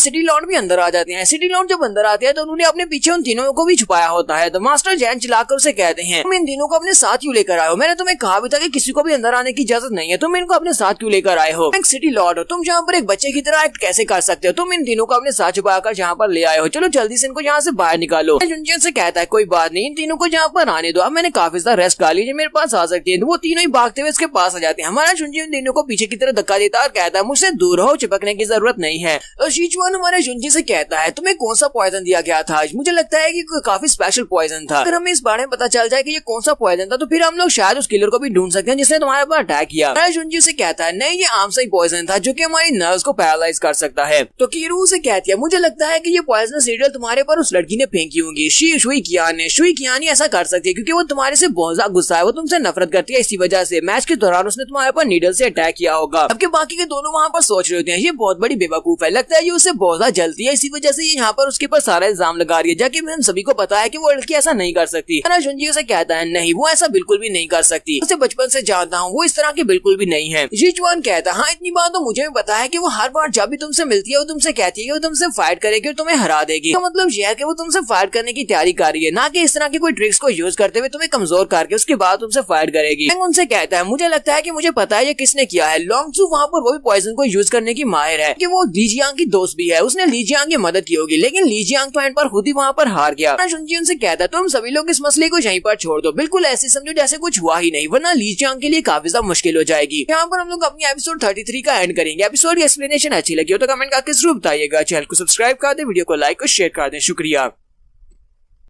तो गाइस कैसे आप सब लोग स्वर्ग किंग के एपिसोड 34 के साथ हाजिर हो। तो लास्ट एपिसोड के एंड पे हमने देखा था जुनजी अपने दोस्तों से कहता है तुम्हें सबके बारे में ज्यादा बात करने की जरूरत नहीं है कि किसने मेरे पर अटैक किया, किसने मुझे नीडल से मारा, क्योंकि ये सब कुछ लीजियांग के लिए मुश्किल हो जाएगा। जुनजी की फाइट के बाद हमारा जो रेफरी होता है वो कहता है कि अब सिर्फ और सिर्फ 6 ही कम्पिटिटर्स बचे हैं, तो इन 6 के 6 कम्पिटिटर्स को यहाँ पर आपस में फाइट करना होगी और एंड के ऊपर हमें सिर्फ 3 ही कम्पिटिशन वाले विनर मिलेंगे। सारे के सारे आपस में रैंडमली सिलेक्ट किए जाएंगे, एक दूसरे के साथ इन्हें फाइट करना होगी। जैसे यहाँ पर फाइट स्टार्ट होती है तो सबसे पहली फाइट हमारे जुनजी की होती है। जुनजी की फाइट हमारी शुई कियान के साथ होती है। कहता है तो शुई कियान और जुनजी दोनों यहाँ पर आ जाए और इसी के साथ वो लोग कहते हैं चलो जल्दी से रेडी हो जाओ। वो सभी लोग कहते हैं इन लोगों ने कहा कि यहाँ पर फाइट्स रैंडमली सिलेक्टेड होने वाली हैं, लेकिन लगता नहीं है कि यहाँ पर रैंडमली सिलेक्शन हुई है। मुझे तो लगता है कि यहाँ पर इन्होंने जानबूझकर जुनजी की फाइट शुई कियान के साथ रखी है। कियान एक बहुत ही स्ट्रॉन्ग लड़की है क्योंकि उसके मास्टर स्पिरिट 4th ग्रेड की मास्टर स्पिरिट है और ऊपर से उसका कल्टीवेशन लेवल भी स्पिरिट गैदरिंग के 3rd लेवल पर है। लगता है कि ये फाइट की आउटकम पहले से ही डिसाइडेड हो चुकी है, जुनजी इस मैच को हारने वाला है। लेकिन फिर वो कहते हैं लेकिन जुनजी भी कोई आम सा लड़का तो नहीं है, वो भी काफी ज्यादा स्ट्रॉन्ग है। साथ ही ये सभी लोग यहाँ पर ये बातें भी कर रहे होते हैं कि लास्ट राउंड में हमारे जुनजी को पॉइजन दिया गया था, उसको पॉइजन देकर मैच से निकालने की कोशिश की गई थी। लगता है कि इस बार वो पहले से कमजोर होगा और इस बार भी कोई इस तरह के टैक्टिक्स यूज किए जा सकते हैं। लगता है किसी एल्डर की नजर में वो आ चुका है। हमारे जुनजी के तीनों दोस्त भी वहाँ पर आ जाते हैं और इस बात को यहाँ पर से खत्म करने के लिए लोगों के जहन में ये बात डाल देते हैं। वो उनसे कहते हैं तुम लोगों को किसने कह दिया कि जुनजी को पॉइजन दिया गया? हमारा यंग मास्टर तो बिल्कुल ठीक है, वो यहाँ पर फाइट करने के लिए आने वाला है ताकि हमारे जुनजी की फाइट शुई कियान के साथ है जो कि एक परफेक्ट वॉरियर है, लेकिन फिर भी हमारा जुनजी इस फाइट को जीतने वाला है। लोग उनसे कहते हैं कहीं तुम लोग अंधे तो नहीं हो क्या? तुम लोगों को इस बारे में जरा भी नहीं पता कि तुम्हारा जुनजी बॉडी टेम्परिंग के 9th लेवल पर है? क्या तुम्हें लगता है कि वो एक ऐसी लड़की को हरा सकता है जो कि पहले से स्पिरिट गैदरिंग के 3rd लेवल पर पहुंच चुकी है और ऊपर से उसकी मास्टर स्पिरिट भी काफी स्ट्रॉन्ग है? फैंग उन लोगों से कहता है हमारा जुनजी ही इस मैच को जीतने वाला है, क्या तुम लोग यहाँ पर मेरे साथ शर्त लगाना चाहोगे? नेक्स्ट सीन में अरीना के ऊपर का दिखाया जाता है जहाँ पर हमारी शुई कियान हमारे जुनजी से कहती है लगता है कि हम दोनों के दरमियान में जो फाइट चल रही है उसको खत्म करने का वक्त आ चुका है। हमारा जुनजी शुइकियान से कहता है क्योंकि तुम एक लड़की हो इसी वजह से तुम्हारे साथ फाइट करने के दौरान मैं अपनी तलवार को यूज नहीं करूंगा ताकि हम लोग यहाँ पर फेयर एंड स्क्वेयर मैच कर सकें। बात सुनते ही शुइकियान बहुत ज्यादा गुस्सा हो जाती है और कहती है तुम्हारी एरोगेंस अभी भी आसमान के ऊपर है। तुम्हें क्या लगता है कि फेयरनेस के लिए तुम यहाँ पर तलवार नहीं यूज कर रहे, यहाँ पर तुम मुझे नीचा दिखाना चाहते हो। तुम्हें लगता क्या है कि मैं बहुत ज्यादा कमजोर हूँ। साथ ही वो अपनी पावर्स को रिलीज करते हुए कहती है तुम्हें अपनी इस एटीट्यूड की बहुत ज्यादा भारी कीमत चुकाना पड़ेगी। वो हमारे जुनजी के ऊपर अटैक कर देती है जबकि हमारा जुनजी नीचे की तरफ झुकते हुए उसके अटैक को अवॉइड करता है, फिर साथ ही फिर उसके अटैक को अवॉइड कर लेता है। फिर सोच रही होती है कि ये लड़का तो बहुत ज्यादा फास्ट है, बार बार हमारे जुनजी के ऊपर अटैक कर रही होती है जबकि हमारा जुनजी बार बार उसके सारे अटैक्स को अवॉइड कर लेता है। वो भी यहाँ पर सोच रही होती है ऐसा कैसे हो सकता है, मैं इसको एक भी हिट नहीं लगा पा रही। मैंने इसके ऊपर कितने सारे अटैक्स किए हैं लेकिन मेरा एक भी अटैक इसकी बॉडी से हिट नहीं हो रहा। ये बहुत ज्यादा फास्ट है या फिर मैं कमजोर हूँ। क्योंकि यहाँ पर इससे फाइट करते हुए मुझे बिल्कुल ऐसे ही महसूस हो रहा है जैसे कि इसे पहले से मेरे सारे मूव्स का पता है कि मैं कहाँ पर अटैक करने वाला हूँ।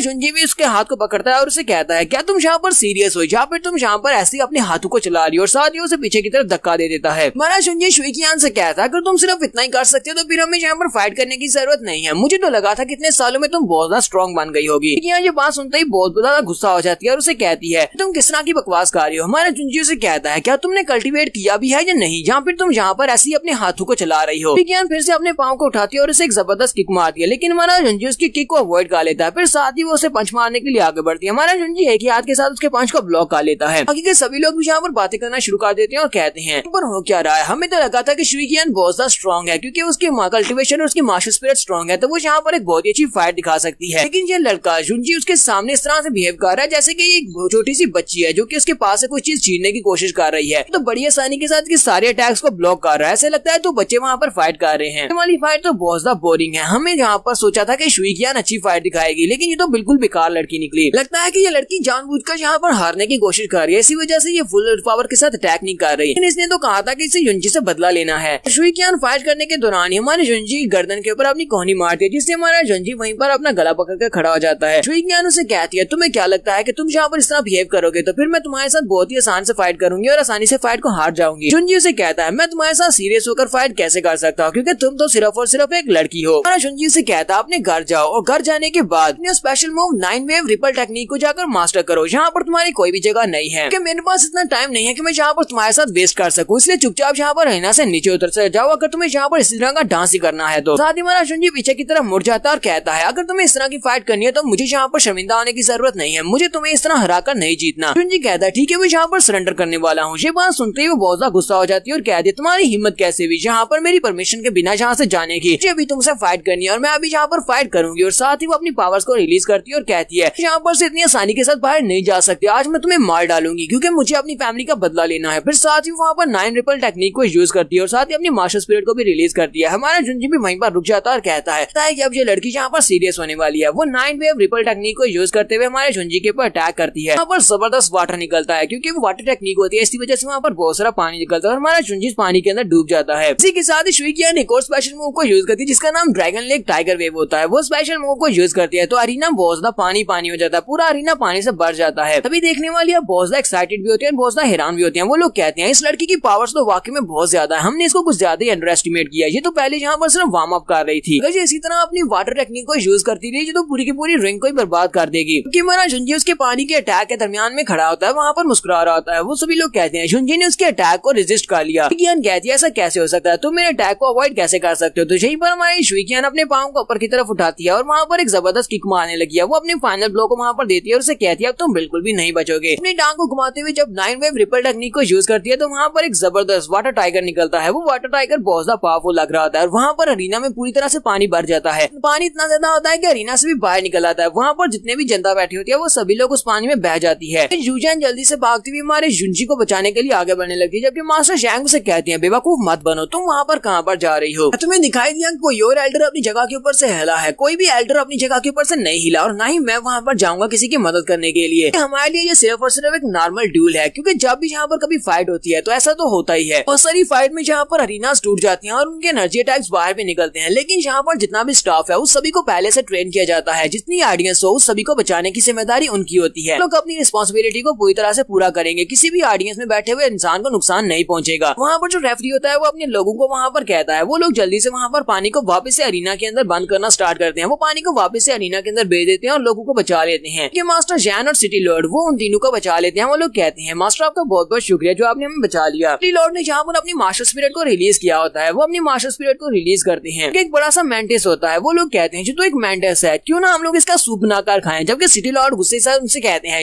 ये मेरा मास्टर स्पिरिट है, तुम लोग इसका सूप बनाकर नहीं खा सकते। कि बाहर से पानी खत्म होने के बाद सभी लोग फिर से अरीना की तरफ देखते हैं कि मैच का क्या बना। यहाँ पर पानी का एक बड़ा सा बॉल होता है और हमारा जुंजी उस पानी के बॉल के अंदर होता है। तो बाहर से अंदर दिखाई नहीं दे रहा था। वो सभी लोग कहते हैं जुंजी का क्या हुआ, क्या वो वहाँ पर अभी तक रेजिस्ट कर रहा है, लेकिन इतने ज्यादा पावरफुल अटैक को वो रेजिस्ट कैसे कर सकता है। तो अभी तक स्पिरिट गैदरिंग ग्राउंड में भी नहीं पहुंचा, फिर वो उसके स्पिरिट गैदरिंग वाले इस अटैक को कैसे ब्लॉक कर सकता है। सभी लोग कहते हैं इस लड़के ने शुई कीहान के सभी अटैक को यहाँ पर अवॉइड कर लिया और उसको अवॉइड करने के साथ साथ उन सभी को रेजिस्ट भी किया और उसकी बॉडी के ऊपर जरा भी डैमेज नहीं है। फिर बाद हमारा जुंजी वहाँ पर अपनी स्पिरिट को गैदर करता है और एक एनर्जी क्रिएट करता है। देखकर शुई कीहान बहुत ज्यादा हैरान हो जाती है और कहती है ऐसा कैसे हो सकता है, ये ऐसा कैसे कर सकता है। हमारा जुंजी वहाँ पर एनर्जी को इकट्ठा करते हुए 9 वेव रिपल टेक्निक को यूज करने लगता है। वो उसको वहाँ पर यूज करता है तो उसके अटैक को बैकफायर करता है। जबकि शुई कीहान कहती है इस लड़के ने यहाँ पर मेरे मूव को चोरी किया है। ऐसा तो नहीं है कि इसने यहाँ पर मुझे परफॉर्म करते हुए देख लिया और यहीं पर इसने स्पेशल मूव को सीख लिया। मैंने इस मूव को सीखने के लिए पूरा 1 साल लगा दिया, मैंने बहुत ज्यादा मेहनत की तब जाकर मैं इस मूव को सीख पाई हूँ, लेकिन इसने यहीं पर खड़े खड़े इस मूव को कैसे सीख लिया है। जुंजी जब 9 वेव रिपल टेक्निक को यूज करता है तो वो एक बड़ी सी वेल बना लेता है क्योंकि वो वेल बहुत ज्यादा पावरफुल होती है और उसके मूव से तो ये बहुत ज्यादा पावरफुल होता है। तो एनर्जी वेव जब हमारी शुई कीहान के साथ टकराती है तो उस बेचारी के कपड़े भी फट जाते हैं और पानी के साथ हिट होने के बाद वहीं पर ग्राउंड के ऊपर गिर जाती है। हमारा जुंजी उसके सामने खड़ा होता है और उसे कहता है तुम इसको हार चुकी हो। जबकि शुई कीहान जुंजी की तरफ देखकर कहती है तुम वो जुंजी नहीं रहे, तुम बदल चुके हो। यहाँ पर बाकी के सभी लोग, यहाँ ऑडियंस वगैरह सभी लोग खुश हो रही होती है। यहीं पर मिस जूजान कुछ नोटिस करती है। मिस जूजान और मास्टर जैंग दोनों ये देखकर हैरान हो रहे होते हैं कि जुंजी ने वहाँ पर इतने पावरफुल अटैक के दौरान लड़की की स्पिरिट पावर को यूज करते हुए अपने आप को ब्रेक थ्रू करवा लिया। अब वो भी स्पिरिट गैदरिंग के फर्स्ट लेवल तक पहुंच चुका है। मास्टर गू भी सोच रही होती है ये लड़का वाकई में बहुत ज्यादा एक्स्ट्रा ऑर्डिनरी है, हमारी इस लड़के के साथ कोई दुश्मनी नहीं होती तो मैं अपनी ड्रीम फैमिली में इसको सिलेक्ट कर लेता। तो ये बात वाकई में सच साबित हो गई है कि इसने सिटी लॉर्ड और पॉइजन जैन दोनों को स्पिरिट राम में ट्रांससेंड करवाया है, उन दोनों को ब्रेक थ्रू करवाया। का मतलब यह है कि शुई कीहान के पास शुरुआत से जीतने का कोई चांस नहीं था। शुई कीहान वहीं पर बैठकर रोना शुरू कर देती है और कहती है मैं इससे बहुत ज्यादा टैलेंटेड हूँ, मैंने यहाँ पर बहुत ज्यादा मेहनत की है, मैं इस मैच को जीत सकती थी। जुंजी उसी वक्त आगे बढ़ता है, अपना कोट उतारता है और उसको कवर कर देता है और उसे कहता है ये लो इसको कवर करो। उसे कहती है लेकिन तुम ऐसा क्यों कर रहे हो, मैं तुम्हें बिल्कुल भी माफ नहीं करूंगी। अगर तुम यहाँ पर एक जेंटलमैन बनने की कोशिश कर रहे हो तभी मैं तुम्हें माफ नहीं करूंगी, हमारी दुश्मनी यहाँ पर खत्म नहीं होगी। हमारा जुंजी उसे कहता है पहले जहाँ पर अपने आप को बचाओ, तुम्हें सभी लोग देख रहे हैं। साथ ही हमारा जुंजी वहाँ से पीछे की तरफ मुड़ जाता है। शुई कीहान वहीं पर बैठकर रोना शुरू कर देती है। यहीं पर जो बाकी फैमिलीज के एल्डर्स होते हैं वो लोग आपस में बात कर रही होती है। वो लोग कहते हैं ये लड़का तो वाकई में एक बहुत ही जीनियस है, ये जीनियस भी और इसे दूसरों की इज्जत करना भी आता है। देखो इसने कैसे उस लड़की को कवर किया। इतना है कि ये लड़का हमारी फैमिली का कोड डिसाइपल बनने के लायक है। दूसरे मास्टर से कहते हैं हाँ ये हमारी फैमिली का कोड डिसाइपल बनने के लायक भी है। आदि वो लोग कहते हैं लेकिन अफसोस की बात यह है कि इस कॉकरोच ने इसको पहले से सिलेक्ट कर लिया है, यानी कि कैम्पसिस फैमिली वालों ने पहले से इसको रिक्रूट कर लिया है। इसी वजह से अब हम लोग यहाँ पर कुछ नहीं कर सकते। तो यहाँ पर हम लोग अपनी एपिसोड 34 का एंड करेंगे। तो एपिसोड की एक्सप्लेनेशन अच्छी लगी हो तो कमेंट करके जरूर बताइएगा। चैनल को सब्सक्राइब कर दें, वीडियो को लाइक और शेयर कर दें। शुक्रिया।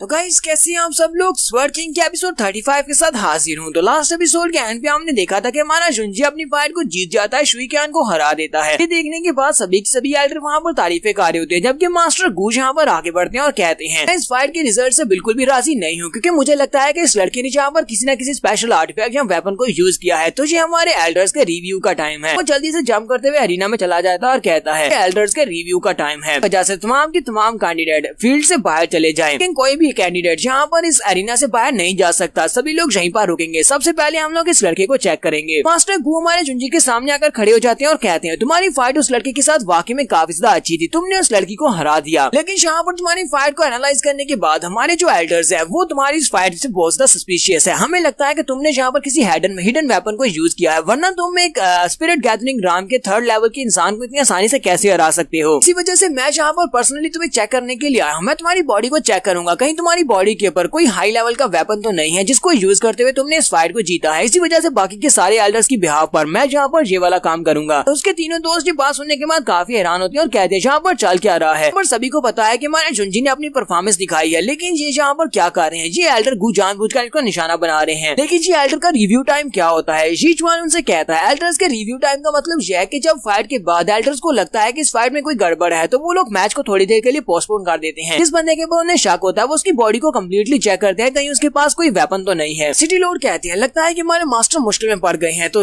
पॉइजन जैन से कहते हैं हाँ वो मुश्किल में पड़ चुके हैं, लेकिन हम लोग यहाँ पर कुछ भी नहीं कर सकते। अगर हम लोग वहाँ पर उनकी मदद करने के लिए जाएंगे तो इससे वो और भी ज्यादा मुश्किल में पड़ जाएंगे। जो जैन अपने मास्टर जैंग से कहती है मास्टर जैंग आपको भी बताया यहाँ पर क्या हो रहा है, फिर आप उनकी मदद क्यों नहीं कर रहे, आप वहाँ पर क्यों नहीं जा रहे। मास्टर जैंग वहाँ पर सोच रहे होते हैं लगता है कि इस मास्टर गू से रहा नहीं गया और ये जानबूझकर वहाँ पर चला गया है हमारे जुंजी के लिए मुश्किल क्रिएट करने के लिए। शुरुआत से इसी का प्लान था जुंजी को मरवाने का या फिर यहाँ से एलिमिनेट करवाने का। लेकिन यहाँ पर देखना ये है बिल्ली तो बाहर आ चुकी है लेकिन क्या चूहा अभी भी एक चूहा है। मैं जुंजी से कहता प्लीज मुझे माफ करना पर मैं तुम्हारी इस बात से बिल्कुल भी एग्री नहीं करता। तुम्हें लगता है कि मैंने यहाँ पर चीटिंग किया, अगर मैंने यहाँ पर चीटिंग किया तो तुम्हें बाकी के सारे विनर्स को भी चेक करना होगा, हो सकता है कि उन सभी ने भी चीटिंग की हो। जुंजी से कहता है यहाँ पर विनर के ऊपर शक करने की बजाय और उसको एनालाइज करने की बजाय तुम सभी लोगों को अपने इस सिस्टम के बारे में सोचना चाहिए। तुम लोगों का सिलेक्शन सिस्टम बहुत ज्यादा पुअर है, तुम्हें इसे ज्यादा स्ट्रॉन्ग बनाना चाहिए कि कोई भी यहाँ पर आकर चीटिंग ना कर सके। जुंजी उसे मना करने के बाद जैसे वहाँ से जाने लगता है तो मास्टर गू से कहते हैं मैं तुम्हें एक बात तो बताना भूल ही गया कि तुम्हारे पास ऐसा कोई भी राइट नहीं है कि तुम आगे से मुझे रिफ्यूज कर सको।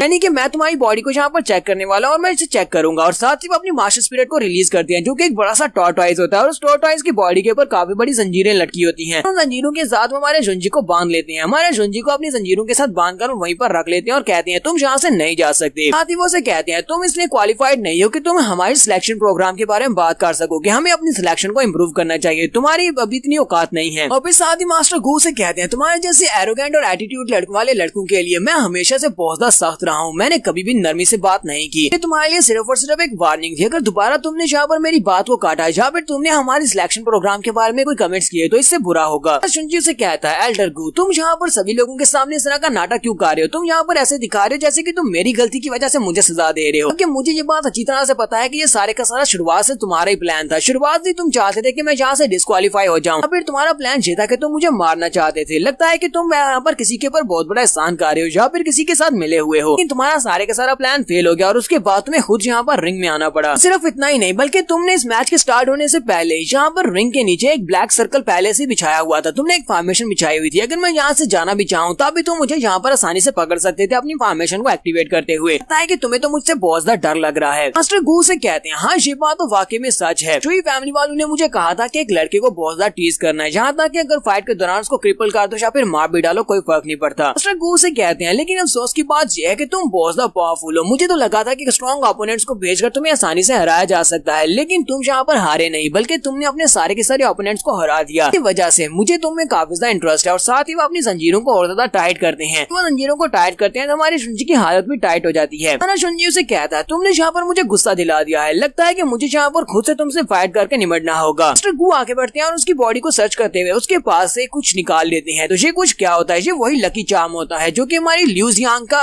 गुड़िया होती है। मास्टर गू उसे अपनी मुट्ठी में बंद कर लेते हैं और कहते हैं मुझे यहाँ पर बहुत ही इंटरेस्टिंग चीज मिली है, लगता है कि तुमने वाकई में इस मैच में चीटिंग किया, तुम्हारे पास तो एक गॉडली वेपन है। कि सभी लोग हैरान हो रहे होते हैं कि आखिर इस लड़के के पास से उन्हें क्या मिला है, क्या वाकई में उसके पास कोई ऐसा वेपन है जिसको यूज करते हुए उसने शुई कियान को मैच में हरा दिया और इस लड़के ने वाकई में यहाँ पर चीटिंग की है। हमें तो लगा था ये लड़का स्ट्रॉन्ग है लेकिन ये तो चीटर निकला। लोग बातें करना शुरू कर देते हैं और कहते हैं हमें भी ऐसे ही लग रहा था कि ये लड़का शुई कियान को कैसे हरा सकता है, वो तो स्पिरिट गैदरिंग के 3rd लेवल पर है जबकि ये बॉडी टेम्परिंग राम में है, आसानी से तो ये इसको हरा नहीं सकता था। इसने यहाँ पर गॉडली वेपन को यूज करते हुए चीटिंग किया। हमें भी देखना है कि वो गॉडली वेपन कौन सा है। हर साल की सिलेक्शन में कोई ना कोई बच्चा ऐसा निकलता है जो कि चीटिंग करता है, लेकिन हर साल उन्हें बहुत ही बुरी सजा भी दी जाती है। और इस बार भी इस लड़के ने यहाँ पर इस मैच को जीतने के लिए चीटिंग की है ताकि ये किसी बड़ी फैमिली को ज्वाइन कर सके। मास्टर गू ने अपने हाथ में ल्यूजियांग की उस छोटी गुड़िया को पकड़ा होता है और उसे कहते हैं ये तो काफी ज्यादा इंटरेस्टिंग है, तुमने इस चीज को अपने पास क्यों रखा हुआ है, तुम तो बिल्कुल एक बच्चे हो। फिर साथ ही वो पीछे की तरफ मुड़ जाता है। क्योंकि सभी लोग भी वहाँ पर हैरान होकर देख रहे होते हैं कि आखिर उसे उसके पास से ऐसा क्या मिला है, क्या वाकई में यहाँ पर जुंजी ने चीटिंग किया, उसने अपने पास इस तरह के वेपन को क्यों रखा हुआ था जो कि एल्डर गू को उसके पास से मिला है। जुंजी गुस्से के साथ उसे कहता है ये मुझे वापस करो। एल्डर गू से कहते हैं कहीं तुम पागल तो नहीं होगे, तुम्हारी ख्वाहिश है कि मैं तुम्हें ये वापस कर दूं, लेकिन ऐसा बिल्कुल भी नहीं हो सकता क्योंकि ये एक बहुत ही अहम सबूत है। इस बात का सबूत है कि तुमने इस मैच में चीटिंग किया, इसी वजह से मैं इसे अपने पास रखूंगा। सभी एल्डर इसको एनालाइज करेंगे, उसके बाद ये तुम्हें वापस मिलेगा। एल्डर गू ल्यूजियांग की गुड़िया को अपनी जेब में रखने लगते हैं। उसी वक्त उसकी उंगलियां कट जाती हैं। ये देखकर एल्डर गू बहुत ज्यादा हैरान हो जाते हैं क्योंकि हमारा जुंजी अपनी तलवार को कंट्रोल कर सकता है। वो अपनी तलवार के साथ उसकी उंगलियां काट देता है जिसके साथ ही वो गुड़िया उड़ती हुई अरीना में जाकर गिरती है। देखकर शुई कियान बहुत ज्यादा हैरान हो जाती है कि ये कोई गॉडली वेपन नहीं बल्कि ये तो उसकी छोटी बहन ल्यूजियांग की गुड़िया है। एल्डर गू अपने कटे हुए हाथ की तरफ देख रहे होते हैं। फिर साथ ही वहाँ पर हंसना शुरू कर देते हैं और कहते हैं लड़के तुमने यहाँ पर बहुत बड़ी गलती कर दी, तुम्हें मेरे पर अटैक नहीं करना चाहिए था। कि तुमने मेरे पर अटैक कर दिया है तो इसका मतलब यह है कि अब मैं तुम्हें मारने का हक रखता हूँ। एल्डर गू वहाँ से पीछे की तरफ मुड़ते हैं और उसे कहते हैं जबकि तुम यहाँ की अथॉरिटी को चैलेंज करना चाहते हो तो फिर ठीक है, मैं जहाँ पर तुम्हें आज एक अच्छा सबक सिखाऊंगा। मैं तुम्हें बताता हूँ कि अथॉरिटीज को चैलेंज करने का मतलब क्या होता है। वो आगे बढ़ते हैं और अपनी चेन्स को और भी ज्यादा टाइट कर देते हैं। एल्डर गू आगे बढ़ते हैं और अपनी चेन्स को यूज करते हुए हमारे जुंजी से कहते हैं सबक सिखाने की बजाय क्यों ना मैं यहाँ पर तुम्हें मार ही डालूंगा। जैसे अपनी चेन से उसके ऊपर अटैक करते हैं तो उसी वक्त हमारा जुंजी अपनी तलवार के साथ उसकी तलवार को ब्लॉक कर लेता है। एल्डर गू से कहते हैं लड़के तुम तो अपनी तलवार को कंट्रोल करने में वाकई में काफी बड़े उस्ताद हो। तुम अपनी तलवार को बिना अपने हाथ हिलाए भी कंट्रोल कर सकते हो। जुंजी गुस्से के साथ उसे कहता है अपनी बकवास बंद करो। तुम यहाँ पर कह रहे हो कि मुझे अथॉरिटी के सामने झुकना होगा, लेकिन यहाँ पर अथॉरिटी है कहाँ पर। तुमने यहाँ पर चीटिंग की, तुमने मुझे मैच में पॉइजन दिया, मुझे हराने की कोशिश की। ऊपर से अब तुम यहाँ पर रिव्यू के नाम के ऊपर मुझे लेसन सिखाना चाहते हो, यानी कि यहाँ पर मुझे जान से मारना चाहते हो। तुम्हारे जैसे एल्डर्स के सामने तो मैं बिल्कुल भी नहीं झुकूंगा। क्योंकि उसी वक्त तुम्हारा जुंजी अपने दोनों हाथों को पीछे की तरफ करके अपनी एक फॉर्मेशन को एक्टिवेट कर रहा होता है ताकि वो उसकी एनर्जी वाले चेन्स को वहाँ पर तोड़ सके। तो गू से कहती है तो फिर ठीक है, अगर तुम यहाँ पर झुकोगे नहीं तो फिर तुम्हें झुकाया जाएगा। इसके साथ ही हमारा जुंजी अपनी फॉर्मेशन को कंप्लीट कर लेता है। फॉर्मेशन कंप्लीट होने के बाद उसकी सारी चेन्स टूट जाती हैं। यहाँ से एल्डर गू बहुत ज्यादा घबरा जाते हैं और कहते हैं ऐसा कैसे हो सकता है, इस लड़के ने मेरी चेन्स को कैसे तोड़ दिया। मेरी मार्शल स्पिरिट तो बहुत ज्यादा पावरफुल मार्शल स्पिरिट थी। जुंजी जब अपनी स्पिरिट पावर को यूज करते हुए उन चेन्स को तोड़ता है तो वहीं पर नीचे गिर जाता है और कहता है मैंने अपनी कुछ ज्यादा ही मार्शल स्पिरिट को यूज कर लिया, की वजह से अब मेरे पास इतनी एनर्जी नहीं बची कि मैं खड़ा हो सकूं। मास्टर गू वहाँ पर फिर से अपनी चेन्स को रिलीज करती है और कहते हैं ये तो वाकई में बहुत ज्यादा रेयर साइड है कि कोई यहाँ पर मेरी चेन्स को तोड़ पाया है। तुमने मेरी चेन्स को तोड़ दिया, लेकिन इस बात का मतलब ये नहीं है कि तुम बच पाओगे। फिर से अपनी चेन्स को रिलीज करते हुए जुंजी के ऊपर अटैक करने के लिए आगे बढ़ते हैं और कहते हैं तुम्हें पता है कि इस वक्त मेरा लेवल क्या है। मैं इस वक्त ह्यूमन स्पिरिट लेवल पर हूँ और तुम मेरे सामने कीड़े मकोड़े की तरह हो। वो अपनी चेन्स के साथ हमारे जुंजी को वहाँ पर पूरी तरह से जकड़ लेती हैं। वो अपनी चेन्स के साथ जुंजी को बांधकर जब वहाँ पर मारने लगती हैं उसी वक्त मास्टर जैंग वहाँ पर पहुंच जाते हैं। मास्टर जैंग अपनी मास्टर स्पिरिट को रिलीज करते हैं जो कि एक स्कॉर्पियन होता है। हमने स्कॉर्पियन के डंक को उसके सामने करते हुए कहते हैं मास्टर गू बस बहुत हो गया, तुम यहाँ पर रूल्स को तोड़ रहे हो। तुम किसी भी स्टूडेंट को यहाँ पर मार नहीं सकते। तुम्हें लगता है कि तुम यहाँ पर इतनी सारी जनता के सामने एक प्लेयर को मार सकते हो। इसने यहाँ पर इस सारे कंपटीशन को जीता है, ये कंपटीशन का विनर है। अगर इस लड़के ने चीटिंग किया है तो फिर यहाँ की जो कमेटी है उसको फैसला करने दो, क्योंकि अगर इसने चीटिंग की है तो इसको तो कोई भी याद नहीं रखेगा और तुम इसको मार डालोगे तो सभी लोग तुम्हें याद रखेंगे। तुमने यहाँ पर एक स्टूडेंट को मार दिया था। ग्रीन पवेलियन का एक एल्डर जो कि एक लड़के से टैलेंट से बहुत ज्यादा जेलस हो गया और जेलसी की वजह से उसने एक लड़के को मार डाला। सिर्फ और सिर्फ स्पिरिट गैदरिंग के फर्स्ट लेवल पर था। तो यहीं पर हमारे फैंग को भी दिखाते हैं, शायद फैंग के पीछे भी कोई मिस्ट्री है। फैंग वहाँ पर आगे बढ़ता है और अपने मार्टिन को यूज करते हुए अपनी मार्शल स्पिरिट को रिलीज करता है और कहता है जुंजी मैं यहाँ पर तुम्हारी मदद करता हूँ और सभी लोगों को तुम्हारे पर शक है, मैं उन सभी के शक को तुम्हारे गुड लक में चेंज कर देता हूँ। यहाँ पर काफी सारी रोशनी निकलती है। ये सारी की सारी रोशनी फैंग के पास से निकल कर आती है और हमारे जुंजी को कवर कर लेती है। वहीं पर जुंजी को आवाज आती है, वो उसे कहती है जल्दी से फिर से उठकर खड़े हो जाओ, इस वक्त मैं तुम्हारे साथ हूँ, मैं तुम्हारा गार्डियन स्टार हूँ।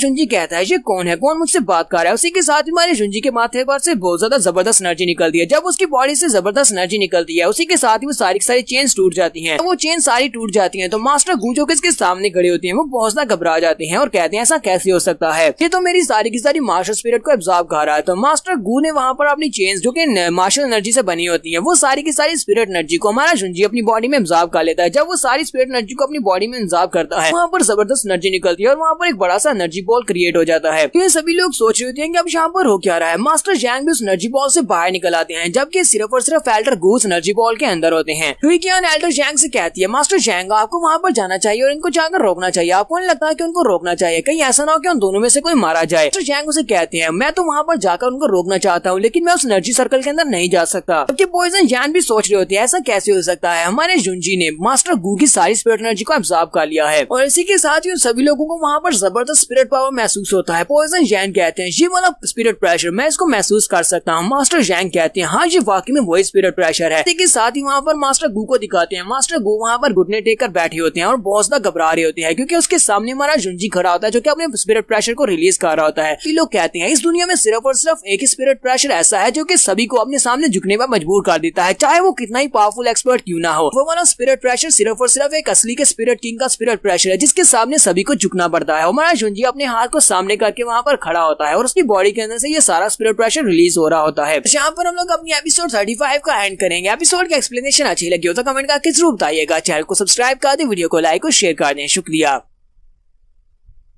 तो गाइस कैसे हैं आप सब लोग। स्वर्ग किंग के एपिसोड 36 के साथ हाजिर हो। तो लास्ट एपिसोड के एंड पे हमने देखा था एल्डर गु हमारे जुंजी के ऊपर दबाव डाल रहे होते हैं और साथ ही उसे वहाँ पर मारने की भी कोशिश करते हैं, जबकि हमारा जुंजी अपनी पावर्स को रिलीज करता है और वहाँ पर एक स्पिरिट किंग के इस प्रेशर को वो रिलीज करता है, जिसकी वजह से एल्डर गु भी उसके सामने झुक जाती है। बाकी के सभी लोगों को वहाँ पर जबरदस्त प्रेशर महसूस होता है। यहाँ पर ये सब कुछ होने के बाद हमारा जुंजी सब कुछ होने के बाद स्टेज से नीचे उतर रहा होता है। इसी वक्त शुइकियान आगे बढ़ती है और उसे कहती है, जुंजी जरा रुको, मेरी बात सुनो, ये 9 वेव रिपल टेक्निक कैसे आती है? ये वाला स्किल तो मेरे पास है, तुमने स्किल को कैसे मास्टर कर लिया? हमारा जुंजी उसे कहता है, अगर मैं यहाँ पर तुम्हें सच्ची बात बताऊं तो वो एल्डर मैं ही था जिसने तुम्हें ये वाली स्पेशल टेक्निक बेची थी। ये टेक्निक मैंने तुम्हें बेची थी। वहाँ सुनते ही वो और भी ज्यादा हैरान हो जाती है। हमारा जुंजी उसे कहता है, हालांकि ये टेक्निक इतनी भी ज्यादा अच्छी नहीं है, लेकिन अगर तुम इसको अच्छे से मास्टर करोगी तो तुम काफी ज्यादा स्ट्रॉन्ग बन सकती हो। और इतना कहने के बाद हमारा जुंजी स्टेज से नीचे उतर आता है, जबकि शुइकियान वहीं पर बैठकर और भी ज्यादा रोना शुरू कर देती है, जबकि उसकी नौकरानी भी वहीं पर खड़ी होती है। उसकी नौकरानी वहाँ से वापस आती है और अपनी यंग मिस की ये वाली हालत देखने के बाद काफी ज्यादा परेशान होती है। वो यंग मिस को लेकर वापस आ जाती है और रूम के अंदर जाने के बाद उसकी यंग मिस बहुत ज्यादा रो रही होती है और साथ साथ चिल्ला भी रही होती है और हमारे जुंजी को गालियां दे रही होती है। उसकी नौकरानी दरवाजे के बाहर खड़ी होकर सोच रही होती है कि इस बार हमारी शुइकियान को बहुत बड़ा झटका लगा है। लास्ट टाइम ये बहुत ज्यादा रोई थी और लास्ट टाइम ये कब रोई थी? 6 साल पहले, जब जुंजी से छोड़कर चला गया था तब ये बहुत ज्यादा रोई थी। यही से हमें 6 साल पहले का सीन दिखाते हैं। साल पहले यही नौकरानी होती है और यही शुइकियान होती है। शुइकियान उस वक्त छोटी बच्ची थी, ये उसको बहुत ज्यादा रो रही होती है। तो नौकरानी उसके पास आती है और उसे कहती है, मिस शुइकियान आप यहाँ पर रो क्यों रही है, आपको क्या हुआ है? तो वो वहाँ पर रोते हुए कहती है, चला गया, वो यहाँ से चला गया है, वो वापस नहीं आने वाला, मुझे नहीं लगता कि वो वापस मेरे लिए यहाँ पर आएगा। और उसके पास जंग मिस को बहुत ज्यादा तेज बुखार हो गया था और काफी दिनों तक वो बीमार रही थी और बीमारी के बाद वो बिल्कुल ठीक हो गई, लेकिन वो जुंजी के बारे में भूल चुकी थी। जिस तरह पहले वो जुंजी की केयर किया करती थी उस तरह उन्होंने केयर करना छोड़ दिया। नेक्स्ट सीन फिर से प्रेजेंट में आ जाता है। मिस शुइकियान दरवाजा खोलती है और अपने पास से वो क्लॉक उतारती है जो कि जुंजी ने अपना कोट उतार कर उसको दिया था। नौकरानी को देती है और कहती है, जाओ जाकर इसको वापस दे आओ या फिर इसको बाहर फेंक दो, मुझे उस कमीने की कोई भी चीज नहीं चाहिए। जबकि गली में सभी लोग बातें कर रहे होते हैं, वो सभी लोग यही बातें कर रहे होते हैं कि उस लड़के ने कंपटीशन के दौरान ही ब्रेक थ्रू कर लिया। उसने शुइकियान के साथ फाइट करने के दौरान अपने आप को लेवल अप किया और स्पिरिट गैदरिंग ग्राउंड में पहुंच गया, जबकि साथ ही उसने एल्डर गु को भी फाइट में हरा दिया। उनमें से एक बंदा कहता है, मैंने सुना है कि एल्डर गु की कल्टीवेशन रिड्यूस हो गई है। उस लड़के ने एल्डर गु की कल्टीवेशन को भी ऑब्जर्व कर लिया था, जिसकी वजह से एल्डर गु अब स्पिरिट ग्राउंड के फर्स्ट लेवल पर पहुंच चुके हैं, जबकि वो हिमन नाम के एक एक्सपर्ट हुआ करते थे। उस लड़के ने एल्डर गु की सारी पावर को एब्जॉर्ब किया होगा, तभी वो इतनी जल्दी से लेवल अप हुआ है, तभी उसने इतनी जल्दी से ब्रेक थ्रू कंप्लीट किया है। इसी वक्त एक बंदा बाहर से भागता हुआ लोग के पास आता है और कहता है, चलो जल्दी से यहाँ पर आ जाओ, आकर देखो 3 बड़ी families, blast family, Karen family और सन फैमिली, इन तीनों फैमिलीज के एल्डर्स बाहर आने वाले हैं। लगता है कि वो किसी को रिक्रूट करने के लिए जाने वाले हैं। तो वो सभी लोग भागते हुए बाहर आते हैं, देखते हैं कि वहाँ पर तीनों एल्डर्स होते हैं और वो तीनों एल्डर्स बातें करते हुए आगे की तरफ बढ़ते जा रहे होते हैं। वो लोग कहते हैं, पता नहीं ये कौन से जीनियस की तरफ जा रहे हैं। ये सभी लोग जुंजी के पास जा रहे हैं। हालांकि उसने यहाँ पर ड्रीम फैमिली को ऑफेंड किया है। एमसीज फैमिली के मास्टर जैंग उसको बचाने के लिए आए थे, लेकिन फिर भी ये तीनों फैमिलीज के लोग उसको रिक्रूट करने के लिए जाने वाले हैं ताकि उससे बात कर सके, शायद वो इनकी फैमिली को ज्वाइन कर ले। वो वाकई में एक जीनियस लड़का है। हालांकि तीनों फैमिलीज अलग अलग हैं, लेकिन तीनों फैमिलीज एक साथ यहाँ पर आए हैं क्योंकि इन सभी को एडवांटेज चाहिए। अगर किसी एक की फैमिली को वो लड़का ज्वाइन कर लेता है तो ये उनके लिए बहुत बड़े आनंद की बात होगी। हमारे जुंजी के रूम के बाहर पहुंचने के बाद वो तीनों यहाँ पर आपस में बात कर रही होती है। तो सबसे पहले कैरेक्टर कहते हैं, मो मुझे लगता है कि तुम्हें वहाँ पर जाना चाहिए। क्या मुझे तो किसी से बात करने का तरीका बिल्कुल भी नहीं आता। मैं उस लड़के को पता नहीं कैसे अपने लिए मनाऊंगा कि हमारी फैमिली को ज्वाइन कर ले। दूसरे मास्टरों से कहते हैं, मो मुझे लगता है कि तुम्हें जाना चाहिए क्योंकि मैं तो काफी ज्यादा बूढ़ा हो चुका हूँ, मैं तो उस लड़के के साथ निगोशिएट नहीं कर पाऊंगा। तो मास्टर मोहन से कहते हैं, अच्छा ठीक है, अगर तुम सभी लोग यही चाहते हो तो फिर ठीक है, मैं ही वहाँ पर जाता हूँ। अगर हम सभी लोग यहाँ पर फेल हो जाते हैं, हम लोग उसको रिक्रूट नहीं कर पाते, तो तुम सभी लोगों को मुझे ड्रिंक पिलानी होगी, तुम दोनों मुझे ड्रिंक पिलाओगे। वो उसे कहते हैं, हाँ क्यों नहीं, चलो ठीक है, फिर हम तुम्हें ड्रिंक पिलाएंगे। तो मास्टर मोह आगे बढ़ते हैं। दरवाजे के ऊपर मास्टर जैन खड़े होते हैं। वो कहते हैं, लगता है कि ये बंदा यहाँ पर दरवाजे को गार्ड करने के लिए खड़ा है। मैं इसके पास इस तरह गुजर जाता हूँ जैसे कि मैंने इसको नोटिस ही नहीं किया। तो मास्टर मोह उसके पास से गुजरने लगते हैं। तो इसी वक्त पॉइजन जैन उसके सामने खड़े हो जाते हैं और उसे कहते हैं, तुम यहाँ पर क्या कर रहे हो, किस लिए आए हो? मास्टर मोह से कहते हैं, मैं यंग मास्टर चू से मिलने के लिए आया हूँ। पॉइजन जैन उसे कहते हैं, वो इस वक्त सो रहा है, इसी वजह से उसे रेस्ट की जरूरत है, तुम वहाँ पे चले जाओ, फिर किसी दिन यहाँ पर उससे मिलने के लिए आना। मास्टर मोह से कहते हैं, ठीक है, फिर मैं यहीं पर रुककर उसका इंतजार करूंगा। फिर साथ ही थोड़ी देर के बाद वो उसके पास वापस आते हैं और उसे कहते हैं, पॉइजन जैन मुझे ये बताओ कि मास्टर चू कब उठने वाले हैं, मुझे उनसे बात करनी है, तुम जाकर उनको ये बात रिपोर्ट कर सकते हो। मास्टर जैन उसे कहते हैं, नहीं मैं जाकर नहीं रिपोर्ट कर सकता। फिर साथ ही वो यहाँ पर बातों को घुमाने के लिए आगे बढ़ते हैं और पॉइजन जैन से कहते हैं, तुम तो अर्थ स्पिरिट ड्राम के एक एक्सपर्ट हो, फिर तुम इस छोटे लड़के को अपना मास्टर क्यों कहते हो? लगता है कि इसके पीछे कोई बहुत बड़ी स्टोरी होगी। जैन उसे कहते हैं, यहाँ पर मेरे पर बटर लगाने से कोई भी फायदा नहीं होने वाला, तुम यहाँ पर किसी तरह की भी बात कर लो, मैं फिर भी तुम्हें उससे नहीं मिलवाने वाला। उसी वक्त मास्टर जैंग बाहर से निकलते हैं और उसे कहते हैं, मो शाओ तुम यहाँ पर क्या कर रहे हो? मुझे लगता है कि तुम्हें यहाँ पर और ज्यादा इंतजार नहीं करना चाहिए, तुम्हें यहाँ से वापस चलना चलना चाहिए। जिस काम के लिए तुम यहाँ पर आए हो वो काम तो नहीं होने वाला। जुनजी ने पहले मेरी फैमिली को ज्वाइन कर लिया है, उसने हमारी कैंपसिस फैमिली को ज्वाइन कर लिया है, अब वो मेरा डिसाइपल है। तो यहीं से तकरीबन 1 घंटे पहले का सीन दिखाते हैं जहाँ पर यूजैन मास्टर जैंग से कह रही होती है, मास्टर जैंग चलो जल्दी करो ना, जाओ जाकर उस लड़के को अपनी फैमिली में रिक्रूट करने की बात करो, कहीं ऐसा ना हो कि किसी दूसरी बड़ी फैमिली के लोग उसके पास पहले पहुंच जाएं। मास्टर जैंग उसे कहते हैं अच्छा अच्छा ठीक है मैं जाता हूँ। मास्टर जैंग अपने हाथ में एक रिंग पहनते हैं, उस रिंग की मदद से वो अपने आप को गायब कर लेते हैं। वो एक कंसीलमेंट वाली रिंग होती है। आपको गायब करने के बाद वो छत के ऊपर चले जाते हैं और छत के ऊपर से उसके रूम के अंदर एंटर होते हैं जहाँ पर हमारा जुनजी लेट रहा होता है, सो रहा होता है। मास्टर जैंग नीचे उतरते हैं और कहते हैं बाकी के सभी लोग वहाँ पर फॉलो अप की तैयारी कर रहे हैं जबकि ये लड़का यहाँ पर सो रहा है। ऐसे वो उसके रूम के अंदर एंटर होते हैं तो सामने देखते हैं बेड के ऊपर हमारा जुनजी लेटा होता है। जुनजी वैसे ही वहाँ पर से कहता है मास्टर जैंग आप यहाँ पर क्या कर रहे हैं, क्या आपको किसी ने बताया नहीं कि दरवाजे के ऊपर नो करके अंदर आना चाहिए, मुझे यहाँ पर किसी से भी बात नहीं करनी, इसलिए चुपचाप यहाँ से वापस चले जाओ। मास्टर जैंग उसे कहते हैं तुमने मुझे कैसे देख लिया, मैं तो यहाँ पर स्टेल्थ टेक्निक को यूज करते हुए आया हूँ, कोई भी मुझे देख नहीं सकता। ये से कहता है जिस छत के ऊपर से आप यहाँ पर पहुंचे हैं उस छत के ऊपर बहुत सारी डार्क रेज थी, आपने उन सारी डार्क रेज को एक्टिवेट कर दिया, इसकी वजह से मुझे पता चल गया। ये बात सुनते ही मास्टर जैंग कहते हैं ऐसा कैसे हो सकता है, वहाँ पर डार्क रेज थी, मुझे क्यों नहीं दिखाई दी। और हमारा जुनजी फिर से दूसरी तरफ अपना चेहरा घुमा लेता और कहता है मुझे सोना है, प्लीज यहाँ से चले जाओ। तो जैंग उसे कहती है मुझे तुमसे कुछ पूछना है। फिर हमारा जुनजी आगे से कोई भी जवाब नहीं देता। मास्टर जैंग चिल्लाकर उसे कहते हैं लड़के तुम यहाँ पर सोने का नाटक क्यों कर रहे हो, उस टाइम जब वहाँ पर मास्टर गू ने तुम्हारे पर अटैक किया था वहाँ पर सभी के सामने मैंने कहा था कि ये हमारी कैंपसिस फैमिली का एक मेंबर है, इसी वजह से तुम इसके पर अटैक नहीं कर सकते। तुमने वहाँ पर सभी के सामने ये क्यों नहीं कहा कि हाँ तुम कैंपसिस फैमिली के मेंबर हो, मेरे सभी के सामने तुमने इंसल्ट करवा दी। और अब यहाँ पर पर्सनली मुझे तुम्हारे पास आना पड़ रहा है, तुम्हारे पास आकर मैं यहाँ पर तुम्हें ऑफर कर रहा हूँ, क्या तुम हमारी कैंपसिस फैमिली को ज्वाइन करोगे। ये सिर्फ और सिर्फ मैं मिस यूजैन की वजह से कर रहा हूँ, अगर किन यूजैन मेरे साथ ये सब कुछ ना कह रही होती तुम्हें हमारी फैमिली को ज्वाइन करवाना है तो मैं कभी भी तुम्हारे पास नहीं आता। जबकि हमारे जुनजी की हालत काफी ज्यादा खराब होती है, वहाँ पर फाइट करके वापस आने के बाद इसको बुखार हो चुका है और साथ में जुकाम भी है। मास्टर जैंग के चेहरे के ऊपर ही छींक देता है, वो उनसे कहता है प्लीज यहाँ से चले जाए, आज मैं किसी भी विजिटर से नहीं मिल सकता क्योंकि मुझे बुखार है। मास्टर से कहते हैं ये क्या तुम अचानक से बीमार कैसे हो गए हो। जुनजी उनसे कहता है मुझे इस बारे में कैसे पता होगा, फाइट के खत्म होने के बाद से मुझे काफी तेज बुखार हो गया है। और रही बात तुम्हारे यहाँ पर पर्सनली आने की, तो अगर तुम यहाँ पर नहीं भी आते तब भी मुझे फर्क नहीं पड़ता क्योंकि एल्डर मो दरवाजे के बाहर ही खड़े हैं, वो मेरा इंतजार कर रहे हैं कि मैं कब जाकर उनकी फैमिली को ज्वाइन करूँ, तो फिर आपके यहाँ पर आने का क्या फायदा है। तो मास्टर जैंग चिल्लाकर उसे कहते हैं तुम्हें लगता है कि कैरन फैमिली हमारी कैंपसिस फैमिली से ज्यादा बेहतर है। हमारा जुनजी कहता है मुझे इस बारे में कैसे पता होगा क्योंकि कैंपसिस फैमिली में तो बहुत ज्यादा स्ट्रिक्ट रूल्स हैं, अगर मैं कैरन फैमिली को ज्वाइन करता हूँ तो वहाँ पर मैं उन सभी से अपनी बातें मनवा सकता हूँ। तो मास्टर जैंग उसे कहते हैं अच्छा ठीक है चलो जल्दी से मुझे अपनी रिक्वायरमेंट्स बताओ, तो मुझे बताओ कि तुम्हारी क्या कंडीशन है, तुम हमारी कैंपसिस फैमिली को ज्वाइन करोगे उसके बदले में तुम्हें क्या चाहिए। तुम्हारा जुनजी उनसे कहता है मेरी सिर्फ और सिर्फ एक ही रिक्वेस्ट है, मैं डायरेक्टली कोड डिसाइपल बनना चाहता हूँ। ये बात सुनते ही मास्टर जैंग उसे कहते हैं कहीं तुम्हारा दिमाग तो नहीं खराब हो गया, तुमसे तुम्हारी रिक्वायरमेंट्स पूछी थी लेकिन तुम यहाँ पर मेरे साथ मजाक कर रहे हो। रिक्वायरमेंट्स का मतलब ये नहीं है कि मैं तुम्हें डायरेक्टली अपना कोड डिसाइपल बना दूं, ये वाली रिक्वेस्ट को तो बिल्कुल भी कंप्लीट नहीं किया जा सकता, इसी वजह से कोई और बात करो क्योंकि हमारी कैंपसिस फैमिली में डिसाइपल्स को 4 ग्रेड्स में तकसीम किया जाता है। सबसे पहले तो लो लेवल के डिसाइपल्स आते हैं, उसके बाद फ्रंट के डिसाइपल्स आते हैं, फिर टेंपल के डिसाइपल्स आते हैं और उसके बाद कोड डिसाइपल्स आते हैं। और तुम्हें लगता है कि मैं तुम्हें डायरेक्टली तुमने अभी भी फैमिली को ज्वाइन किया और मैं तुम्हें अभी से फैमिली का एक कोड डिसाइपल बना दूंगा, बाकी के सभी लोग इस बारे में क्या सोचेंगे। अगर तुम एक कोड डिसाइपल बन जाते हो तो तुम्हारे पास बहुत सारे राइट्स होंगे, तुम्हें बहुत सारे रूल्स को नहीं मानना पड़ेगा, इसी वजह से कोड डिसाइपल बनने के बहुत सारे फायदे हैं।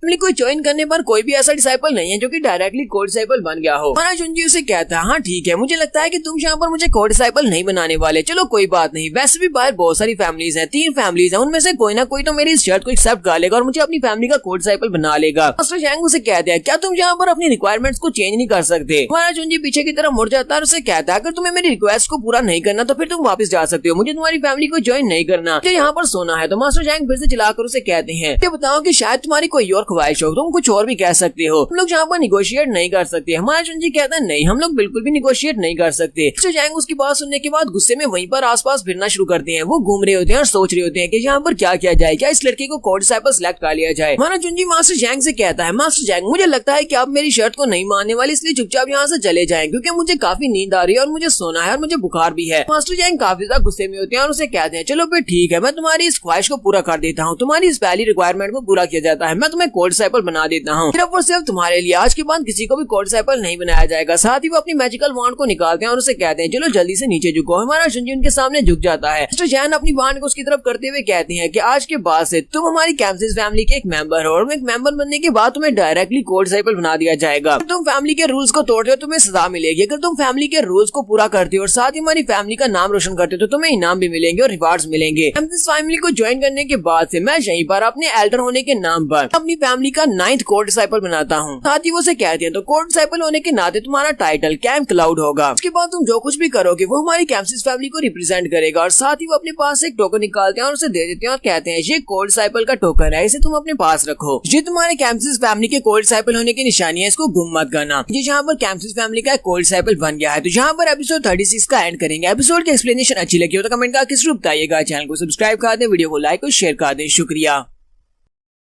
तो लास्ट एपिसोड के एंड पे हमने देखा था कि हमारा जुंजी मास्टर जैंग का पर्सनल डिसाइपल बन गया है। पर्सनल डिसाइपल बनने के साथ उसे एक टोकन मिलता है जो कि कोड डिसाइपल का होता है। अब वो कैम्पसिस फैमिली का एक कोड डिसाइपल बन चुका है। तो मास्टर जैंग उसे कहते हैं अब जबकि तुम बीमार हो तुम्हें मेरे सामने झुकने की जरूरत नहीं है, लेकिन कम से कम तुम यहाँ पर मुझे अपना मास्टर तो कह ही सकते हो क्योंकि अब मैं तुम्हारा मास्टर बन चुका हूँ। तो कहते हैं चलो अब जल्दी भी करो, तुम्हें शर्माने की जरूरत नहीं है, जल्दी से मुझे अपना मास्टर करो। तो हमारा जुंजी हल्के से आवाज में कहता है मास्टर। तो वो उसे कहते हैं मैंने सुना नहीं, जरा जोर से कहो। साथ ही उसके सर पे हाथ रखते हुए कहते हैं तो वाकई में मेरा बहुत ही अच्छे डिसाइपल हो। और साथ ही मास्टर जैंग उसे कहते हैं अच्छा ठीक है अब जल्दी से जाकर अपने बिस्तर के ऊपर लेट जाओ, तुम्हें काफी ज्यादा ठंड लग रही है, कहीं ऐसा ना हो कि तुम और भी ज्यादा बीमार हो जाओ। तो जुंजी उनसे कहता है ठीक है मुझे पता है कि मुझे क्या करना है पर मुझे टच मत करना। मास्टर जैंग उसे कहते हैं तो ये कंपटीशन अब खत्म हो चुका है, जितने भी लोगों ने अपने लिए डिसाइपल्स को चूज करना है वो आज ही चूज कर लेंगे और उसके बाद 2 दिन के बाद तुम्हें अपनी अपनी फैमिली में पहुंचना होगा जहाँ पर तुम्हें चूज किया जाता है। 2 दिन के बाद तुम भी कैम्पसिस फैमिली में पहुंच जाना। लेकिन मैं यहाँ पर तुम्हें 5 दिन और देता हूँ क्योंकि तुम बीमार हो, इसी वजह से तुम्हारे पास 5 दिन है। 5 दिन के बाद तुम मुझसे मिलने के लिए मेरी फैमिली में पहुंच जाना। उसके बाद मैं तुम्हारी बातें नहीं सुनूंगा, तुम्हें इंपीरियल कैपिटल में आना होगा। साथ ही मैं यहाँ पर अपने एक डिसाइपल को भी भेज दूंगा जो कि तुम्हारी मदद करेगा। और किस शूजैन ने कहा था कि वो भी यहाँ पर तुम्हारे साथ रहेगी। जब तुम ठीक हो जाओगे उसके बाद मेरा डिसाइपल तुम्हें अपने साथ लेकर कैम्पसिस फैमिली में पहुंच जाएगा जहाँ पर तुम मुझसे मिलोगे। साथ ही मास्टर जैंग उसे कहते हैं मैं यहाँ से जाने वाला हूँ, क्या तुम अपने मास्टर को बाय नहीं बोलोगे? लेकिन वो उसे कहता है चलो जल्दी से दफा हो जाओ। फिर साथ ही मास्टर जैंग उसे कहते हैं अब जबकि तुम काफी ज्यादा स्पेशल हो इसी वजह से मुझे लगता है कि कोई ना कोई तुम्हारे पर अटैक करने के लिए जरूर आएगा। हम सभी के बारे में ज्यादा परेशान होने की जरूरत नहीं है, अपनी प्रोफाइल को काफी ज्यादा लो रखना ताकि कोई भी तुम्हारे पर अटैक करने के लिए ना आए। तो यहीं से नेक्स्ट सीन हमें एक रेस्टोरेंट का दिखाया जाता है जहाँ पर हमारे सिटी लॉर्ड रेस्टोरेंट में जाते हैं और जाकर उनसे कहते हैं तुम्हारा रेस्टोरेंट तो काफी ज्यादा अच्छा लगा है, लगता है कि आजकल तुम्हारे रेस्टोरेंट में काफी ज्यादा बिजनेस हो रहा है। होटल का ओनर से कहता है हाँ सर इन दिनों में हमारा होटल बिजनेस काफी ज्यादा अच्छे से चलता है क्योंकि यहाँ पर सिलेक्शन प्रोसीजर के लिए बहुत सारे लोग आए होते हैं। वो उसे कहता है प्लीज सर जल्दी से अंदर आ जाएं। रेस्टोरेंट कोई बड़ा तो नहीं है और ना ही कोई बड़ा ब्रांड है, लेकिन फिर भी ब्लैक वाटर सिटी में हम लोग आपको हर एक चीज प्रोवाइड कर सकते हैं। सिटी लॉर्ड जाकर बैठ जाते हैं और उनसे कहते हैं चलो ठीक है मुझे अपना सबसे बेस्ट खाना ला कर दो, मैं यहाँ पर सेलिब्रेट करने के लिए आया हूँ। होटल ओनर से कहता है लेकिन आप इतने ज्यादा खुश क्यों हैं, आप यहाँ पर क्या चीज को सेलिब्रेट करने के लिए आए हैं? सिटी लॉर्ड से कहते हैं अगर मैंने तुम्हें बता दिया तो तुम बहुत ज्यादा घबरा जाओगे। तुम्हें पता है कि इस बार की सिलेक्शन में यंग मास्टर चू ने कितना ज्यादा बेहतर किया है। यंग मास्टर चू सबसे बेहतर रहे हैं क्योंकि सारे कंटेस्टेंट उसके लिए बहुत ज्यादा वीक थे, उसने सभी को हरा दिया। ताकि बाकी की सारी फैमिलीज के जितने भी लोग हैं वो सारे के सारे हमारे यंग मास्टर चू को रिक्रूट करना चाहते हैं। वो इतना बड़ा टैलेंटेड लड़का है। मैं अंदर की बात बताता हूँ, किसी को बताना मत। आज दोपहर के वक्त मास्टर जैंग उसके रूम के अंदर गए थे, बाकी के सारे फैमिली मेंबर्स बाहर उसका इंतजार कर रहे थे। मास्टर जैंग अंदर के और मौके का फायदा उठाते हुए उन्होंने यंग मास्टर चू को अपना कोड डिसाइपल बना दिया। उन्होंने डायरेक्टली उसे कोड डिसाइपल बना दिया है। अब वो मास्टर जैंग का डिसाइपल और कैम्पसिस फैमिली को उसने ज्वाइन कर लिया है। होटल ओनर से कहता है सर क्या आप यहाँ पर क्लाउड चू जिसकी बात कर रहे हैं क्या ये वही विनर है जिसके बारे में हमने सुना है कि वो बहुत ही पावरफुल है? सिटी लॉर्ड से कहते हैं हाँ ये वही है, तुम्हें क्या लगता है क्या यहाँ पर कोई और भी जुंजी है? मैं सिर्फ उसी की बात कर रहा हूँ। होटल का ओनर से कहता है लेकिन मुझे लगता है कि ड्रीम फैमिली के जो एल्डर गू थे वो उससे काफी ज्यादा गुस्सा है, उन्होंने वहाँ पर उसके ऊपर डायरेक्टली अटैक भी किया था और ऊपर से उसकी कल्टीवेशन भी उसकी वजह से कम हो गई है। तो हमारे सिटी लॉर्ड उनसे कहते हैं इस बात से ज्यादा फर्क नहीं पड़ता क्योंकि ड्रीम फैमिली वाले इतने ज्यादा पावरफुल नहीं है कि वो हमारे यंग मास्टर जिंगजुन के सामने टिक सके, क्योंकि अब वो मास्टर जैंग के पर्सनल डिसाइपल बन चुके हैं। इसी वजह से वो उनका कुछ भी नहीं बिगाड़ पाएंगे। ठीक है, सभी लोग भी जल्दी से भागते हुए अपने ड्रिंक्स लेकर वहाँ पर आ जाते हैं और उसे कहते हैं क्या आप यहाँ पर हमें भी इस बारे में बताएंगे क्या आपका जुंजी के साथ क्या रिलेशनशिप है, क्या आप उसको जानते हैं, क्या आप उसकी फैमिली के मेंबर हैं? तो वो उसकी बात सुनने के बाद वहाँ पर ब्लश करना शुरू कर देते हैं और साथ ही उनसे कहते हैं हाँ तुम लोग ऐसा समझ सकते हो कि मैं उनकी फैमिली का मेंबर हूँ। कई बार एक और बंदा आता है जो कि सिटी लॉर्ड को पहचानता होता है। वो उसे कहता है सिटी लॉर्ड तुम भी यहाँ पर आए हो, तुम तो यहाँ पर काफी लंबी लंबी छोड़ रहे हो। सिटी लॉर्ड पीछे की तरफ बढ़ते हैं और कहते हैं नहीं हो वैंग तुम यहाँ पर क्या कर रहे हो, तुम तो फिर से बहुत ज्यादा मोटे हो गए, काफी लंबे अरसे के बाद तुम्हें देख रहा हूँ। मैं यहाँ पर कोई लंबी लंबी नहीं छोड़ा, मैं वाकई में सच कह रहा हूँ। उस बंदे को नहीं पता होता कि सिटी लॉर्ड उसके गेस्ट एल्डर है। वो उसे कहते हैं मुझे लगता है कि तुम उसके मास्टर हो और तुमने उस लड़के को को बहुत ही अच्छे से ट्रेन किया है। तुम मेरी फैमिली के मेंबर्स को भी इतने अच्छे से ट्रेन कर सकते हो ताकि वो भी कंपटीशन में इतने अच्छे रिजल्ट्स दे सकें। सिटी लॉर्ड उसकी बात सुनने के बाद सोच रहे होते हैं, लगता है कि मुझे यहाँ पर अब झूठ बोलना ही पड़ेगा। ये लोग समझते हैं कि मैं उसका मास्टर हूँ, लेकिन अगर यंग मास्टर चू को इस बारे में पता चल गया कि सभी लोगों के सामने मैं उसका मास्टर बना फिर रहा हूँ तो वो मेरे साथ बहुत ज्यादा गुस्सा हो जाएंगे। सभी लोग उसे कहते हैं, क्यों ना तुम यंग मास्टर चू को यहाँ पर इन्वाइट करो, हम सभी के साथ ही वो भी यहाँ पर आकर हमारे साथ एंजॉय करेंगे। तो वो उनसे कहते हैं, नहीं वो इस वक्त बीमार है और वो सो रहा है, वो रेस्ट कर रहा है, वो ठीक नहीं है, वरना वो यहाँ पर जरूर आता। इसे नेक्स्ट सीन उन तीनों फैमिलीज के मेंबर का भी दिखाया जाता है। तो मास्टर मो वहाँ पर बहुत ज्यादा ड्रिंक कर रहे होते हैं। बाकी के दोनों मास्टर उसे कहते हैं को यहाँ पर ज्यादा पीने की जरूरत नहीं है। कि मास्टर मो कहते हैं, मैं यहाँ पर उस जैंग को चैलेंज करने वाला हूँ। उस जैंग की हिम्मत कैसे हुई अंदर अंदर जाकर उसको जाकर रिक्रूट कर लेने की, जबकि मैं दरवाजे पर खड़ा उसका इंतजार कर रहा था। तो वहाँ पर पूरी रात पीने के बाद मास्टर मो की हालत काफी खराब होती है। तो बाकी के दोनों मास्टर्स को उठाकर अपने साथ लेकर जा रहे होते हैं और उसे कहते हैं, अब तो तुमसे चला भी नहीं जा रहा, तुम्हें इतनी ज्यादा पीने की क्या जरूरत थी। मास्टर मो अभी भी काफी गुस्से में होते हैं और कहते हैं, कैम्सिस फैमिली और ड्रीम फैमिली वाले दोनों ही बहुत ज्यादा बुरे हैं। ड्रीम फैमिली ने उस लड़के पर अटैक किया और कैम्सिस फैमिली ने स्मोकी का फायदा उठाया और उस लड़के को रिक्रूट कर लिया।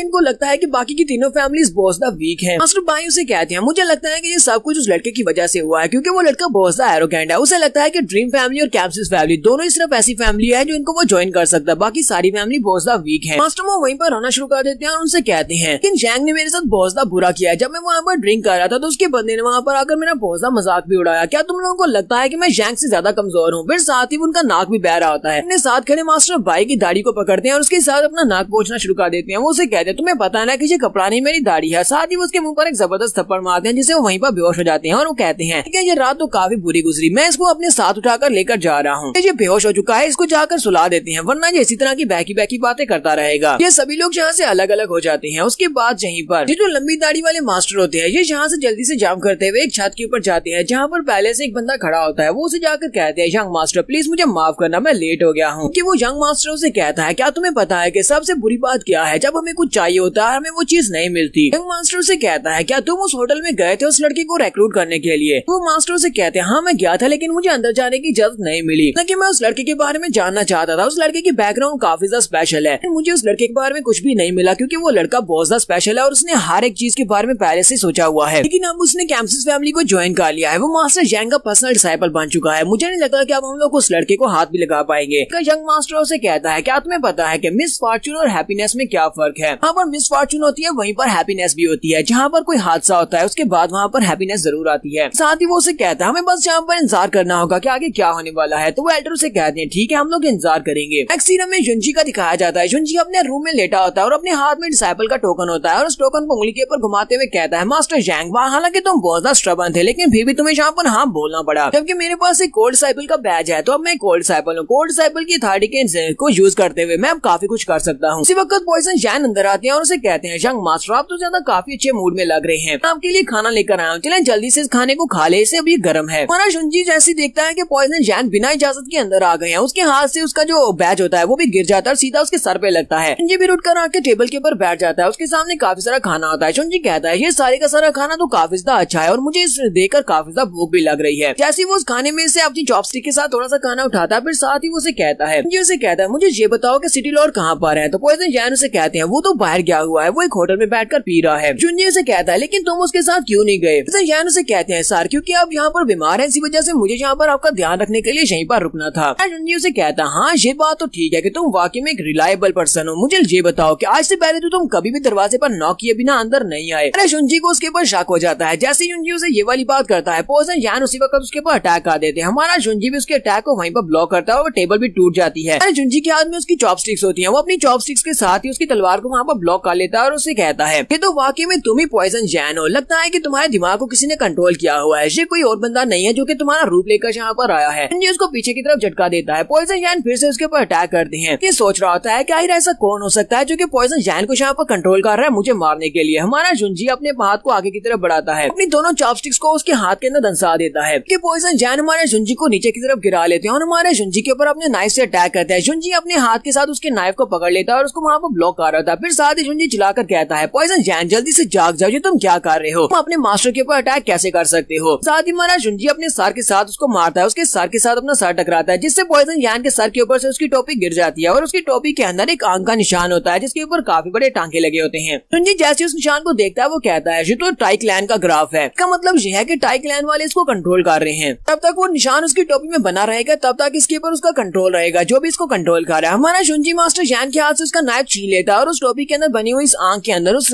तलवार को धंसा देता है, उस नाइफ को धंसा देता है, जिससे उसके ऊपर से उसका कंट्रोल हट जाता है। पॉइजन जैन वहीं पर गिर जाते हैं। जैन के गिरने के बाद हमारा शुनजी उसकी सारी पट्टियां भी कर देता है, उसके हाथ के ऊपर भी पट्टी कर देता है। फिर के बाद जब उसे होश आती है वो कहता है यहाँ पर क्या हो रहा है, तो उसे थोड़ी बहुत मेमोरीज याद होती है। पॉइजन जैन कहता है कहीं ऐसा तो नहीं कि मैंने अपने मास्टर के ऊपर अटैक किया है। शुनजी भी वहीं पर बैठा होता है। वो मास्टर जैन से कहता है मास्टर जैन क्या तुम्हें याद है कि तुमने यहाँ पर क्या किया? जैन उसके सामने सर झुका देते हैं और कहते हैं मुझे याद है, लगता है कि मैंने अपने ऊपर अपना कंट्रोल खो दिया था, कोई मुझे कंट्रोल कर रहा था, मैंने अपने मास्टर के ऊपर अटैक किया, इसलिए मुझे सजा दे, मैं यहाँ पर अपनी सजा भुगतने को तैयार हूँ, ये क्राइम बिल्कुल अनफॉरगिवेबल है। महाराज शुनजी उसे कहता है तुम्हें ज्यादा परेशान होने की जरूरत नहीं है, मुझे कोई गहरी चोट नहीं आई, मेरे दिमाग को यहाँ पर किसी ने कंट्रोल किया हुआ था, मुझे लगता है कि इस कंट्रोल करने की वजह से तुमने मेरे पर अटैक किया, इसी वजह से तुमने जानबूझकर यहाँ पर कुछ भी नहीं किया। जैन उसे कहते हैं नहीं मास्टर प्लीज मुझे यहाँ पर सजा दे, मुझे लगता है ये सब कुछ मेरी वजह से हुआ है, क्योंकि ये सारी की सारी मेरी गलती है। यहाँ पर हम लोग अपनी एपिसोड 37 का एंड करेंगे। एपिसोड की एक्सप्लेनेशन अच्छी लगी हो तो कमेंट करके जरूर बताइएगा, चैनल को सब्सक्राइब कर दें, वीडियो को लाइक और शेयर कर दें। शुक्रिया।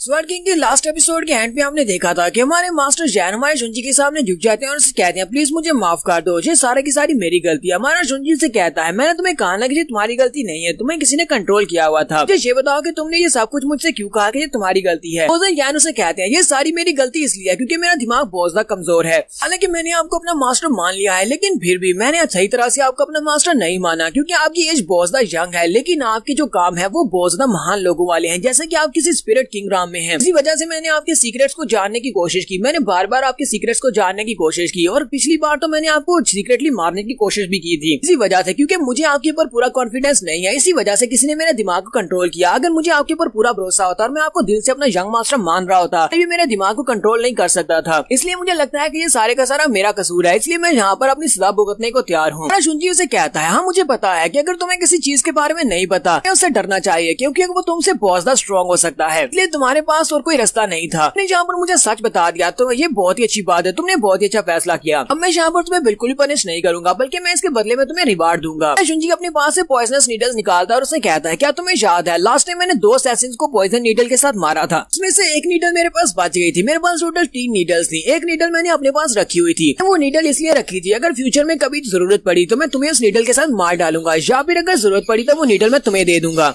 शुनजी अपने पास से वो नीडल निकालता है और मास्टर की तरफ फेंकते हुए कहता है ठीक है इस नीडल को तुम अपने लिए रख सकते हो, तुम्हारे सेल्फ डिफेंस के लिए बहुत ज्यादा काम आएगी। अगर कोई भी तुमसे पावरफुल एल्डर तुम्हारे पर अटैक है, तुम इस पॉइजनस नीडल को यूज करते हुए बहुत ज्यादा जख्मी कर सकते हो। तो पॉइजन जैन से कहते हैं मास्टर आपका बहुत बहुत शुक्रिया। उसे कहता है ठीक है अब तुम यहाँ से जा सकते हो। शुनजी पॉइजन जैन से कहता है अगले 2 दिन तक मैं अपने रूम में बैठकर रिकूपरेट करने वाला हूँ, यानी कल्टीवेट करूंगा, इसलिए वजह से कोई मुझे डिस्टर्ब ना करे, किसी को भी अंदर मत आने देना। पॉइजन जैन से कहते हैं ठीक है मास्टर मैं समझ गया। पॉइजन जैन के बाहर जाने के बाद हमारा शुनजी एक कागज लेता है और उसके ऊपर टाई क्लैन की आंख का निशान बनाता है और कहता है टाई क्लैन मुझे इसके बारे में अच्छी तरह से पता है, एंशिएंट स्टार सेक्टर की एक ब्रांच है, लेकिन जब से ये एंशिएंट स्टार क्लैन से अलग हुए हैं तब से इन्होंने अपना बिजनेस स्टार्ट कर लिया है। अब ये लोग ये काम करते हैं कि ऑर्डर्स लेते हैं दूसरों को मारने के, अब ये असैसिन्स बन चुके हैं, लेकिन ये बहुत ज्यादा प्रोफेशनल्स हैं। तो मुझे यहाँ पर इस बात की समझ नहीं आ रही, ये तो हमेशा सिर्फ और सिर्फ हाई डिफिकल्टी लेवल के असैसिनेशन टास्क को एक्सेप्ट करते हैं, लेकिन सिर्फ और सिर्फ हाई प्रोफाइल लोगों को मारने के लिए ये टास्क लेते हैं, लेकिन मैं तो एक बहुत ही आम सा लड़का हूँ, सिर्फ और सिर्फ एक कंपटीशन को जीता है, मुझे मारने के लिए टाई क्लैन को किसने यहाँ पर हायर किया होगा? ऐसा कौन सा एल्डर है जो कि इनको यूज कर सकता है मेरे जैसे काम इन लड़के को मारने के लिए?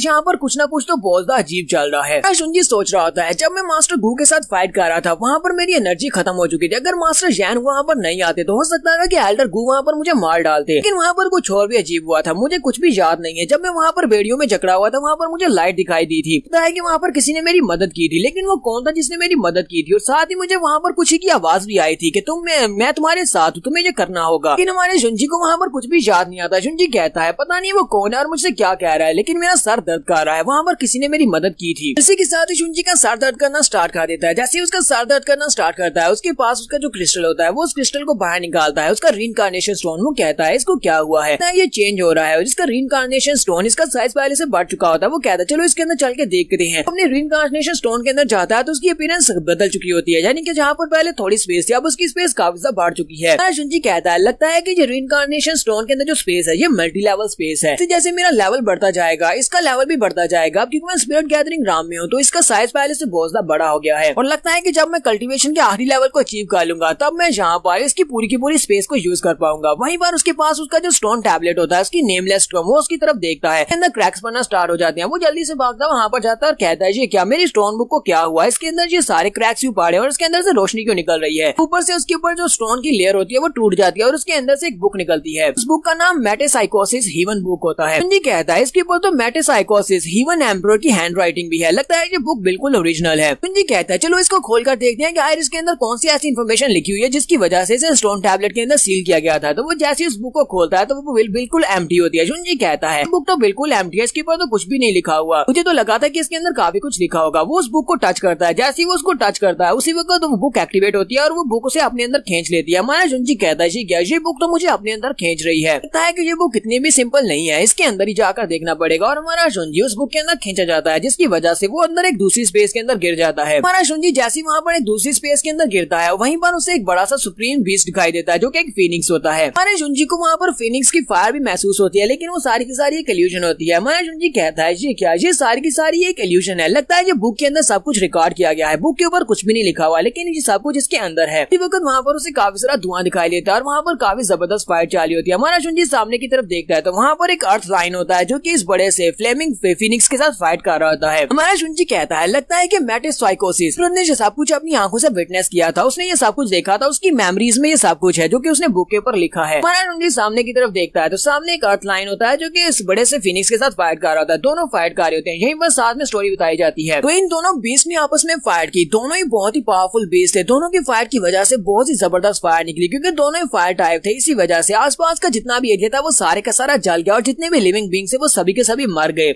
बादलों ने पूरे के पूरे आसमान को कवर कर लिया और सूरज की रोशनी को ढक दिया। दोनों की फाइट पूरे 7 हफ्ते तक चलती रही जिसकी वजह से अर्थ के ऊपर कोई भी सरवाइव नहीं कर पाया। उसके बाद जब इन दोनों की फाइट के बाद फीनिक्स मर गया तो फीनिक्स का जो ब्लड था, जो बचा हुआ ब्लड था, उस सभी को इस जगह के ऊपर सेव कर दिया गया। इसी के साथ ही उसके सामने जो दोनों बीस्ट फाइट कर रहे होते हैं वो दोनों गायब हो जाते हैं। हमारा जुंजी कहता है लेकिन ये दोनों बीस्ट तो यहाँ से गायब हो गए। उसी के सामने उसे एक छोटा सा बॉल दिखाई देता है। जुंजी कहता है नहीं, लगता है कि मुझे अभी भी यहाँ पर थोड़ा बहुत हो रहा महसूस हो रहा है, जो तो फ्लेमिंग फीनिक्स का हो रहा है। जुंजी आगे बढ़ता और कहता है लगता है कि ये उस फीनिक्स का बचा हुआ हो रहा है। वो हाथ लगाने लगता है और कहता है लगता है ये तो बिल्कुल एक छोटा सा बॉल लग रहा है। जैसे वो उसका हाथ लगाता है तो उसकी आंख खुलती है। जुंजी कहता है ये तो एक आई बॉल है। फिर उसके साथ उसके अंदर से जबरदस्त फायर निकलती है जो कि हमारे जुंजी के हाथ के ऊपर लग जाती है। हमारा जुंजी उसको बुझाने की कोशिश करता है लेकिन उसको बुझा नहीं पाता है। जुंजी कहता है ये किस किस्म की फायर है जो कि मेरे हाथ को जला भी नहीं रही और बुझ भी नहीं रही। जुंजी कहता है मैं इसको रोक क्यों नहीं पा रहा, ये किस किस्म की फायर है जो कि मेरी स्पिरिट एनर्जी को यहाँ पर वेस्ट कर रही है, ना तो मेरे सारे के सारे इंटरनल ऑर्गन्स भी जल जाएंगे, यहाँ पर मरने वाला हूँ। हमारा जुंजी वहीं पर चिल्लाना शुरू कर देता है और उसकी पूरी बॉडी से जबरदस्त फायर निकलती है। जब उसकी बॉडी से जबरदस्त फायर निकलती है तो हमारा जुंजी अपनी बुक के अंदर से बाहर निकल आता है। वो कहता है ये तो वाकई में इल्यूजन है, मुझे लगा था कि ये इल्यूजन नहीं है। साथ ही हमारा जुंजी अपने हाथों की तरफ देखता है तो उसके हाथों के अंदर काफी सारे क्रैक्स पड़े होते हैं। इसके साथ ही उसकी बॉडी वहाँ पर शटर होना स्टार्ट हो जाती है। जुंजी कहता है ये क्या, ये हो क्या रहा है, तो मैं उस इल्यूजन से भी बाहर निकल आया, फिर मेरी बॉडी यहाँ पर टूट क्यों रही है।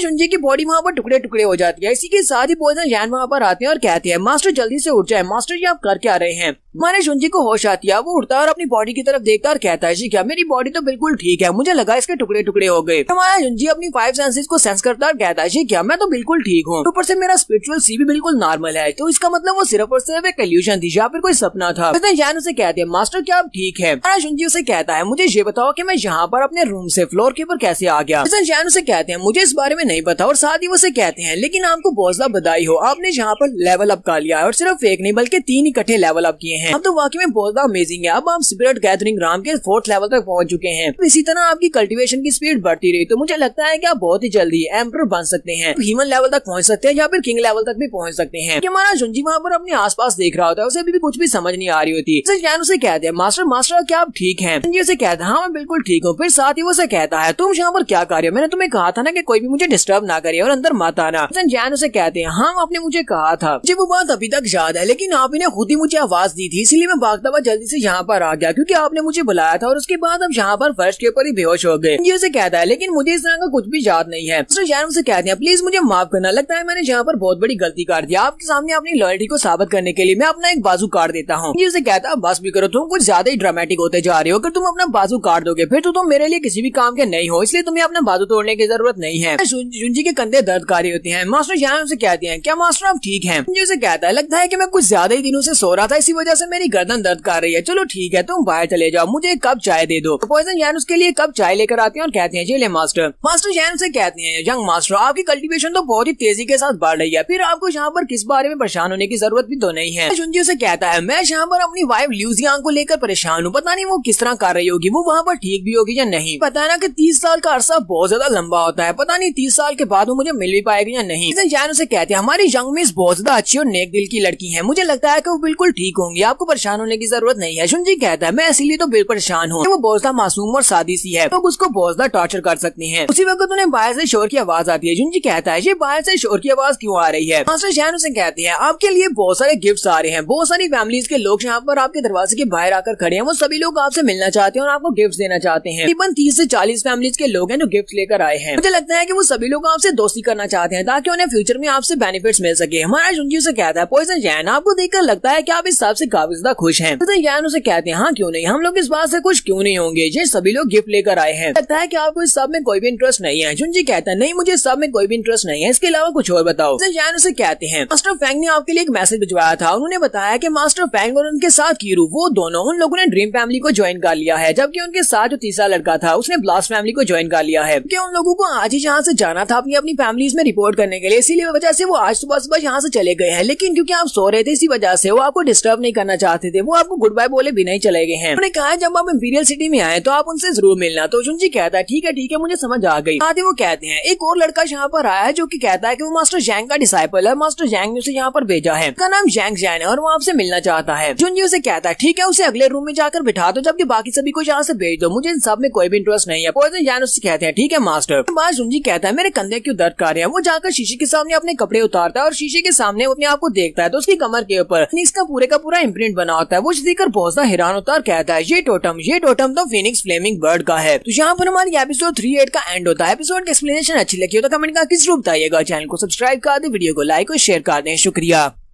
तो गाइस कैसे हैं आप सब लोग। स्वर्ड किंग के एपिसोड 39 के साथ हाजिर हूँ। लास्ट एपिसोड के एंड पे हमने देखा था कि हमारे हीरो जुंजी के पास अब फिनिक्स गार्ड की पावर भी आ चुकी है, उसकी कमर के ऊपर एक टोटेम बन चुका है जो कि फिनिक्स का है। इसी के साथ ही मास्टर जैन ने उसे कहा था तो जैंग ने आपके लिए एक अपने डिसाइपल को भेजा है, वो बाहर आपका इंतजार कर रहा है। तो जुंजी उसे कहता है उसे नेक्स्ट रूम में बिठा दो, मैं वहीं पर आकर उसे मिलता हूँ और बाकी सभी को भेज दो। इस रूम का सीन दिखाया जाता है जहाँ पर वो स्टूडेंट आता है। सिटी लॉर्ड उस वक्त उस स्टूडेंट के साथ होते हैं, उस स्टूडेंट का नाम जैंग जैन होता है। तो वो सिटी लॉर्ड उसे कहती है तुम तो किसी भी एंगल से उसके डिसाइपल नहीं लगते क्योंकि तुम बहुत ज्यादा मोटे हो, नहीं लगता कि तुम मास्टर जैंग के स्टूडेंट हो। तो वो स्टूडेंट उसे कहता है मैं मास्टर जैंग का स्टूडेंट हूँ ना कि उसका बेटा, तो फिर मेरी शक्ल उसकी तरह की क्यों दिखेगी। सिटी लॉर्ड उसे कहते हैं तुम्हारी हालत देखकर तो लगता है कि तुम एक बहुत ही गरीब इंसान हो, क्या मास्टर जैंग के सारे स्टूडेंट्स गरीब होते हैं? वो उसे कहता है नहीं सारे स्टूडेंट्स गरीब नहीं होते, लेकिन मैं पानी की तरह पैसा बहाता हूँ। सिटी लॉर्ड उसे कहते हैं अच्छा ठीक है अब जल्दी से मुझे अपना टोकन दिखाओ, तुम्हारे पास भी तो डिसाइपल का टोकन होगा। तो वो डिसाइपल उसे कहता है नहीं मेरे पास नहीं है, मैंने शराब के बदले में वो टोकन वहाँ पर गिरवी रखवा दिया। ये बात सुनते ही सिटी लॉर्ड चिल्लाकर उसे कहते हैं क्या तुम वाकई में जैंग के स्टूडेंट हो? मुझे तो ऐसा बिल्कुल भी नहीं लगता, मुझे लगता है कि तुम कोई ठग हो जो यहाँ पर हमारे यंग मास्टर जुंजी को ठगने के लिए आए हो। वो उससे धक्का देकर बाहर की तरफ निकालता और कहता चलो जल्दी से यहाँ से निकल जाओ, मैं तुम्हें यहाँ पर रुकने नहीं दूंगा, मैं तुम्हें यंग मास्टर से नहीं मिलने दूंगा। ऐसी वो उसको पीछे की तरफ धक्का दे रही होती है। वो स्टूडेंट बड़ी स्पीड से फिर से उनके पीछे आकर खड़ा हो जाता है और मास्टर को पता भी नहीं चलता। वो उसे कहते हैं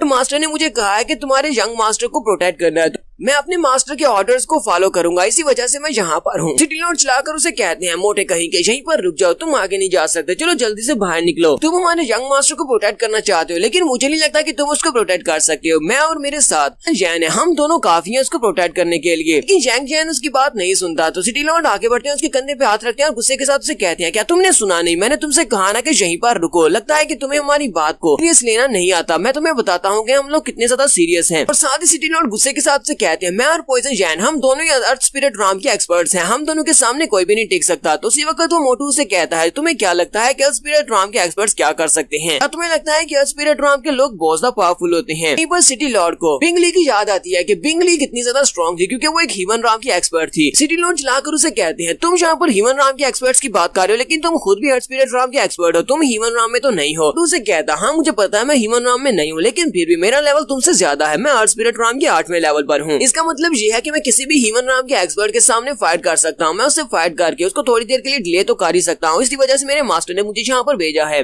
चैन भी वहाँ पर आ जाते हैं और उसे कहते हैं सिटी लॉर्ड तुम यहाँ पर क्या कर रहे हो, तुम्हें पता है ना जी हमारे ऑनर्ड गेस्ट है और मास्टर जैंग के डिसाइपल है, तुम इसके साथ इस तरह बदतमीजी नहीं कर सकते। इसके साथ ही पॉइजन जैन उसे कहते हैं मिस्टर जाई ज़ैंग आप यहीं पर इसी रूम में इंतजार करें, थोड़ी देर में हमारे यंग मास्टर यहाँ पर आने वाले हैं, वो आपसे मिलेंगे। तो सिटी लॉर्ड फिर से भागते हुए आगे बढ़ते हैं और पॉइजन जैन से कहते हैं पॉइजन जैन क्या तुम्हें इसकी बातों पर भरोसा है? क्या तुम्हें लगता है ये मास्टर जैंग का डिसाइपल है? क्योंकि इसके पास तो इसका टोकन भी नहीं है, शक्ल से भी उसका डिसाइपल नहीं लगता। ऐसा ना हो कि ये कोई फ्रॉड हो जिसे हम लोग खुद अपने घर में ले आए हैं। पॉइजन जैन से कहते हैं अगर मास्टर जैंग ने इसको भेजा है तो इसका मतलब ये कमाल का बंदा होगा, तुम्हें इसके ऊपर ज्यादा शक करने की जरूरत नहीं है। पॉइजन जैन से कहते हैं तुम्हें याद है ना कि लास्ट टाइम नाइफ रोज पैलेस की बिंगली ने हमारी कितनी बुरी हालत की थी, एक ही अटैक की बाद से हम लोग वहीं पर गिर गए थे, हम लोग अपने आप को नहीं बचा पाए, तो अपने यंग मास्टर को क्या बचा पाएंगे? इसलिए हमें लगता है कि इस लड़के को यहीं पर रुकने दो, मास्टर को डिसाइड करने दो कि इसका क्या करना है। आज उसके हाथ के ऊपर पट्टी भी बंधी होती है। तो सिटी लॉर्ड से कहते हैं तुम्हारे हाथ के ऊपर क्या हुआ, ये चोट कैसे लगी है? मोटू भी उनसे कहता है क्या तुम्हारे ऊपर किसी ने अटैक किया है? तो पॉइजन जैन उन लोगों को बताते हैं हाँ हमारे ऊपर अटैक किया गया था, सारी की सारी मेरी गलती है, किसी ने मुझे कंट्रोल किया हुआ था, लास्ट नाइट किसी ने मुझे कंट्रोल करते हुए मेरे यंग मास्टर के ऊपर मुझसे अटैक करवाया था। ये बात सुनते ही मोटू चिल्लाकर कहता है तो इसका मतलब ये टाई क्लैन वालों ने किया है। वो गुस्से के साथ टेबल के ऊपर पंच मारता है जिससे ग्लास नहीं सॉरी कप टूट जाता है। मोटू कहता है लगता है कि हमारे सामने एक बहुत बड़ा मसला है, टाई क्लैन के लोग जब किसी के पीछे पड़ जाते हैं तो वो अपने टारगेट को एलिमिनेट करके ही सांस लेते हैं। सिटी लॉर्ड चलाकर उसे कहते हैं तुम क्या कर रहे हो, अगर तुम्हें तोड़ना है तो बाहर जाकर तोड़ फोड़ करो, हमारे होटल की चीजों को मत तोड़ो वरना हमें पे करना पड़ेगा।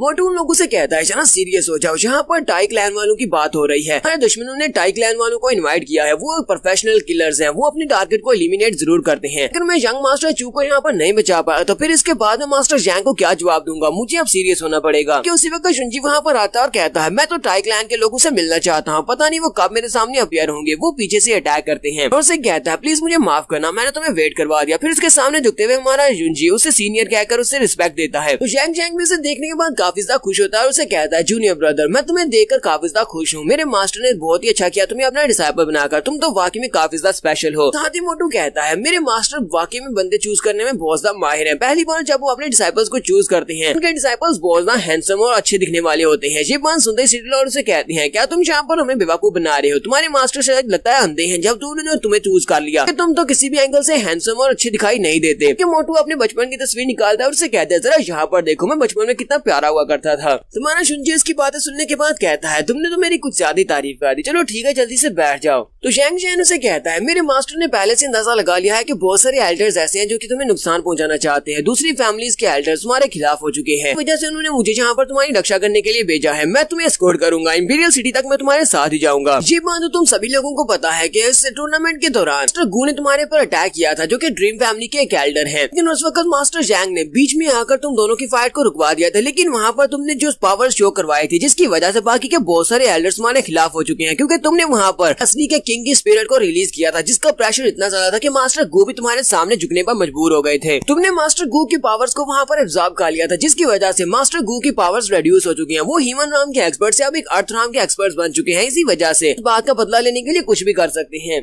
इस वक्त हमारा इंपीरियल सिटी बहुत ज्यादा पीसफुल दिखाई दे रहा है, लेकिन अंदर वहाँ पर बहुत कुछ चल रहा है। वहाँ पर बहुत सारी ऐसी फैमिलीज हैं जो अंदर ही अंदर कुछ प्लॉट बना रही हैं, है कि वो लोग इंपीरियल फैमिली के खिलाफ जाने का काम करें। मेरे मास्टर को इस बात का डर था कि शायद तुम्हारे पर कोई अटैक करने के लिए आएगा, इसी वजह से मुझे यहाँ पर तुम्हारे लिए भेजा गया है। मास्टर ने कहा है कि तुम्हें अपने साथ लेकर इंपीरियल सिटी में आना है ताकि तुम वहाँ पर हमारी फैमिली को ज्वाइन कर सको। जुंजी से कहता है तुम्हारा बहुत बहुत शुक्रिया सीनियर ब्रदर। टिलोड उसे कहते हैं क्या तुम्हारे मास्टर ने तुम्हें अकेले यहाँ पर भेजा है, तुम्हारे साथ किसी और को भी भेज देते, क्या तुम अकेले मेरे मास्टर को प्रोटेक्ट पाओगे? मोटू से कहता है हाँ मुझे यहाँ पर अकेले भेजा गया है। फिर साथ ही वो जुंजी से कहता है प्लीज मुझे माफ करना, रास्ते में मुझे काफी ज्यादा देर हो गई, इसी वजह से मैं यहाँ पर लेट पहुंचा हूँ और रात के वक्त तुम्हारे पर अटैक हो गया। सिटी लॉर्ड जुंजी से कहते हैं हाँ इसको देर हो गई थी, ये अपने डिसाइपल टोकन को गिरवी रखवा कर किसी से शराब खरीदने के लिए गया था। पॉइजन जैन लोगों से कहते हैं तुम लोगों को क्या लगता है कि रात के वक्त जो टाई क्लैन वालों ने हमारे पर अटैक किया था उसके पीछे कौन हो सकता है? क्या मास्टर गू ने ये सब कुछ करवाया होगा? उनसे कहता है हाँ मुझे लगता है कि ऐसा हो सकता है, मास्टर गू ये सब कुछ करवा सकते हैं। फिर साथ साथ ही वो उनसे कहता है हमारी डायनेस्टी में सिर्फ 3 तरह के लोग ऐसे हैं जो कि टाई क्लैन वालों को इनवाइट कर सकते हैं, क्योंकि टाई क्लैन वाले ज्यादा स्पेशल और किसी आम सी रिक्वेस्ट के ऊपर वो नहीं आते। सबसे पहले तो रॉयल फैमिली वाले आते हैं, उसके बाद यहाँ पर मार्शल हाउसेज वाले आते हैं, 5 बड़ी मार्शल फैमिलीज के लोग उनको बुला सकते हैं, और इसके अलावा मर्चेंट टाइकून जो कि बहुत ज्यादा पावरफुल और बहुत ज्यादा अमीर लोग हैं। तो मास्टर गू तो ड्रीम फैमिली के 6 एल्डर्स में से एक बहुत ही महान एल्डर है। ड्रीम फैमिली है भी एक बड़ी फैमिली। मास्टर गू एक बहुत ही विशियस इंसान है, यहाँ तक कि बहुत सारे कम डिसाइपल्स ऐसे हैं जो कि उसको ऑफेंड करती है, वो सभी लोग उससे बहुत ज्यादा डरते हैं। मुझे लगता है कि टाई क्लैन वालों ने गू की मदद की होगी, क्योंकि ये न्यू स्कूल का एल्डर है। स्कूल का मेंबर होने की वजह से टाई क्लैन वाले इसकी मदद कर सकते हैं। हमारा जुंजी उसे कहता है अब ये न्यू स्कूल क्या है, तो वो उसे कहता है आज से तकरीबन 17 साल पहले तुम सभी को पता है कि यहाँ पर क्या हुआ था। 17 साल पहले जो कुछ भी हुआ था उसकी वजह से बहुत बड़ी बड़ी फैमिलीज डिस्ट्रॉय हो गई थी। इंपीरियल डायनेस्टी में बहुत सारी पावरफुल फोर्सेस को डिस्ट्रॉय कर दिया गया था, और उसके बाद एक नया स्कूल बना था। नए स्कूल को बनाने के बाद ड्रीम फैमिली वाले इसका मेन पिलर थे। ड्रीम फैमिली वाले स्कूल को चला रहे हैं। सिर्फ इतना ही नहीं बल्कि उस नए स्कूल के पीछे एंशिएंट स्टार सेक्टर के लोग भी शामिल हैं। हमारा जुंजी से कहता है क्या तुम यहाँ पर जो 17 साल पहले चेंज की बात कर रहे हो, क्या यहाँ पर क्यूएल फाइटिंग की बात हो रही है? पता नहीं क्यूएल फाइटिंग का क्या मतलब है। जान उनसे कहते हैं हाँ मुझे भी लगता है आज से 17 साल पहले जब यहाँ पर बहुत सारी फायर फैल गई थी, उस फायर की वजह से बहुत सारे लोग मारे गए थे। आसपास के जितने भी पावरफुल लोग थे वो सभी लोग उसकी चपेट में आए थे। रॉयल फैमिली की इंटरनल स्ट्रेंथ भी इससे बहुत ज्यादा कमजोर हो गई थी। हमारा जुंजी कहता है तो इसका मतलब यह है कि इस वक्त मेरे पीछे 4 लोग हैं। एक तो ड्रीम फैमिली के लोग हैं, टाई क्लैन के लोग हैं, नया स्कूल भी सब में शामिल है, और फिर एंशिएंट स्टार सेक्टर के लोग शामिल हैं। हमारा जुंजी कहता है तो मैं यहाँ पर सोच ही रहा था कि मुझे कहाँ से अपनी इन्वेस्टिगेशन को स्टार्ट करना चाहिए। अब जबकि टाई क्लैन वालों ने मुझे एक बार मारने की कोशिश किया तो वो अपने टारगेट को मिटाने तक दोबारा अटैक करेंगे। मुझे भी लगता है कि अब मुझे टाई क्लैन से शुरुआत करनी चाहिए, मैं उनको इन्वेस्टिगेट कर सकता हूँ। मोटू से कहता है तुम्हें ये सब कुछ मेरे पर छोड़ देना चाहिए, मैं इस सब को खुद ही संभाल लूंगा। साथ ही वो आगे बढ़ता है, हमारे जुंजी से कहता है क्या तुम्हें पता है कि इस वक्त टाई क्लैन की जो करंट लीडर है जिसका नाम एमिनेंट बैले है वो एक बहुत ही खतरनाक औरत है। अगर हम लोगों ने इस औरत को यहाँ पर ऑफेंड कर दिया तो फिर हम सभी लोग नहीं बच पाएंगे, जहाँ तक कि वो मास्टर जैंग को भी नहीं छोड़ेगी। हमारा जुंजी उसकी बात सुनने के बाद कहता है एमिनेंट बैले, मैंने इसका नाम सुना हुआ है। और साथ ही वो सोच रहा होता है, वो कहता है लगता है ये वही औरत है। मोटू हमारे जुंजी से कहता है वो औरत बहुत ज्यादा खतरनाक इसलिए है क्योंकि उसके पास बहुत सारे स्पिरिट लेवल के मास्टर्स हैं, उसके पास ह्यूमन राम के मास्टर्स हैं। इंपीरियल सिटी में भी इतने ज्यादा मास्टर्स नहीं है जितने ज्यादा मास्टर्स उसके पास है, इसलिए तुम्हें यहाँ पर टाई क्लैन वालों के खिलाफ इस तरह कुछ भी करने की जरूरत नहीं है। हमारा जुंजी से कहता है मैं तो सिर्फ मजाक कर रहा था, तुम्हें इस बात को सीरियस लेने की जरूरत नहीं है। फिर साथ ही वो से कहता है मैंने तो सुना था कि मिस किन जूजैन भी यहाँ पर आने वाली है, वो तो यहाँ पर नहीं है, वो कहाँ पर चली गई है। मोटू से कहता है मैं तो इस बारे में भूल ही गया था। वो अपने पास से एक गिफ्ट बॉटल निकालता है और साथ में एक लेटर निकालता है। वो से कहता है लेटर है जो कि मिस जूजैन ने तुम्हारे लिए छोड़ा है, और ये गिफ्ट है जो मेरी तरफ से तुम्हारे लिए है पहली बार मिलने पर। जुंजी से कहता है अच्छा तुम्हारा बहुत बहुत शुक्रिया। साथ ही वो उस लेटर को ओपन करता है तो उस लेटर के अंदर लिखा होता है मास्टर चू आपको बहुत बहुत बधाई हो कि आप मेरे मास्टर के डिसाइपल बन चुके हैं और अब आप एक कैम्सिस फैमिली के कोर डिसाइपल हैं। साथ ही नीचे लिखा होता है कि मेरे फादर अचानक से बीमार हो गए, इसी वजह से मुझे वापस जाना होगा, मैं रॉयल सिटी में वापस जा रही हूँ। हालांकि मैंने डिसाइड किया था कि मैं आपके साथ रुकूंगी और उसके बाद आपके साथ ही इंपीरियल सिटी में वापस आऊंगी। तो सिटी लॉर्ड कहते हैं क्या मिस किन वापस चली गई? मोटू से कहता है हाँ मुझे भी लगता है कि इंपीरियल फैमिली में एक बीमारी फैली हुई है, वो बीमार हो गए हैं और बहुत ही जल्दी उनकी तबीयत और भी ज्यादा खराब हो जाएगी। सिटी लॉर्ड चिल्लाकर उसे कहते हैं बकवास बंद करो, मैंने भी पिछले महीने उसे देखा था, वो बिल्कुल सही था कि वो सेहतमंद थे, लॉर्ड कीने से बीमार कैसे हो सकते हैं? तो मोटू रोना शुरू कर देता है और कहता है मुझे तो उसके ऊपर तरस आ रहा है, लॉर्ड किन के पास तो सिर्फ और सिर्फ एक ही बेटी है। सिटी लॉर्ड से कहते हैं रोना बंद करो, वो अभी तक जिंदा है। मुझे लगता है कि ये एक प्लान है, कोई जानबूझकर मिस जूजैन को वापस बुलाना चाहता है। यहाँ पर हम लोग अपनी एपिसोड 39 का एंड करेंगे। एपिसोड की एक्सप्लेनेशन अच्छी लगी हो तो कमेंट करके जरूर बताइएगा। चैनल को सब्सक्राइब कर दें, वीडियो को लाइक और शेयर कर दें। शुक्रिया।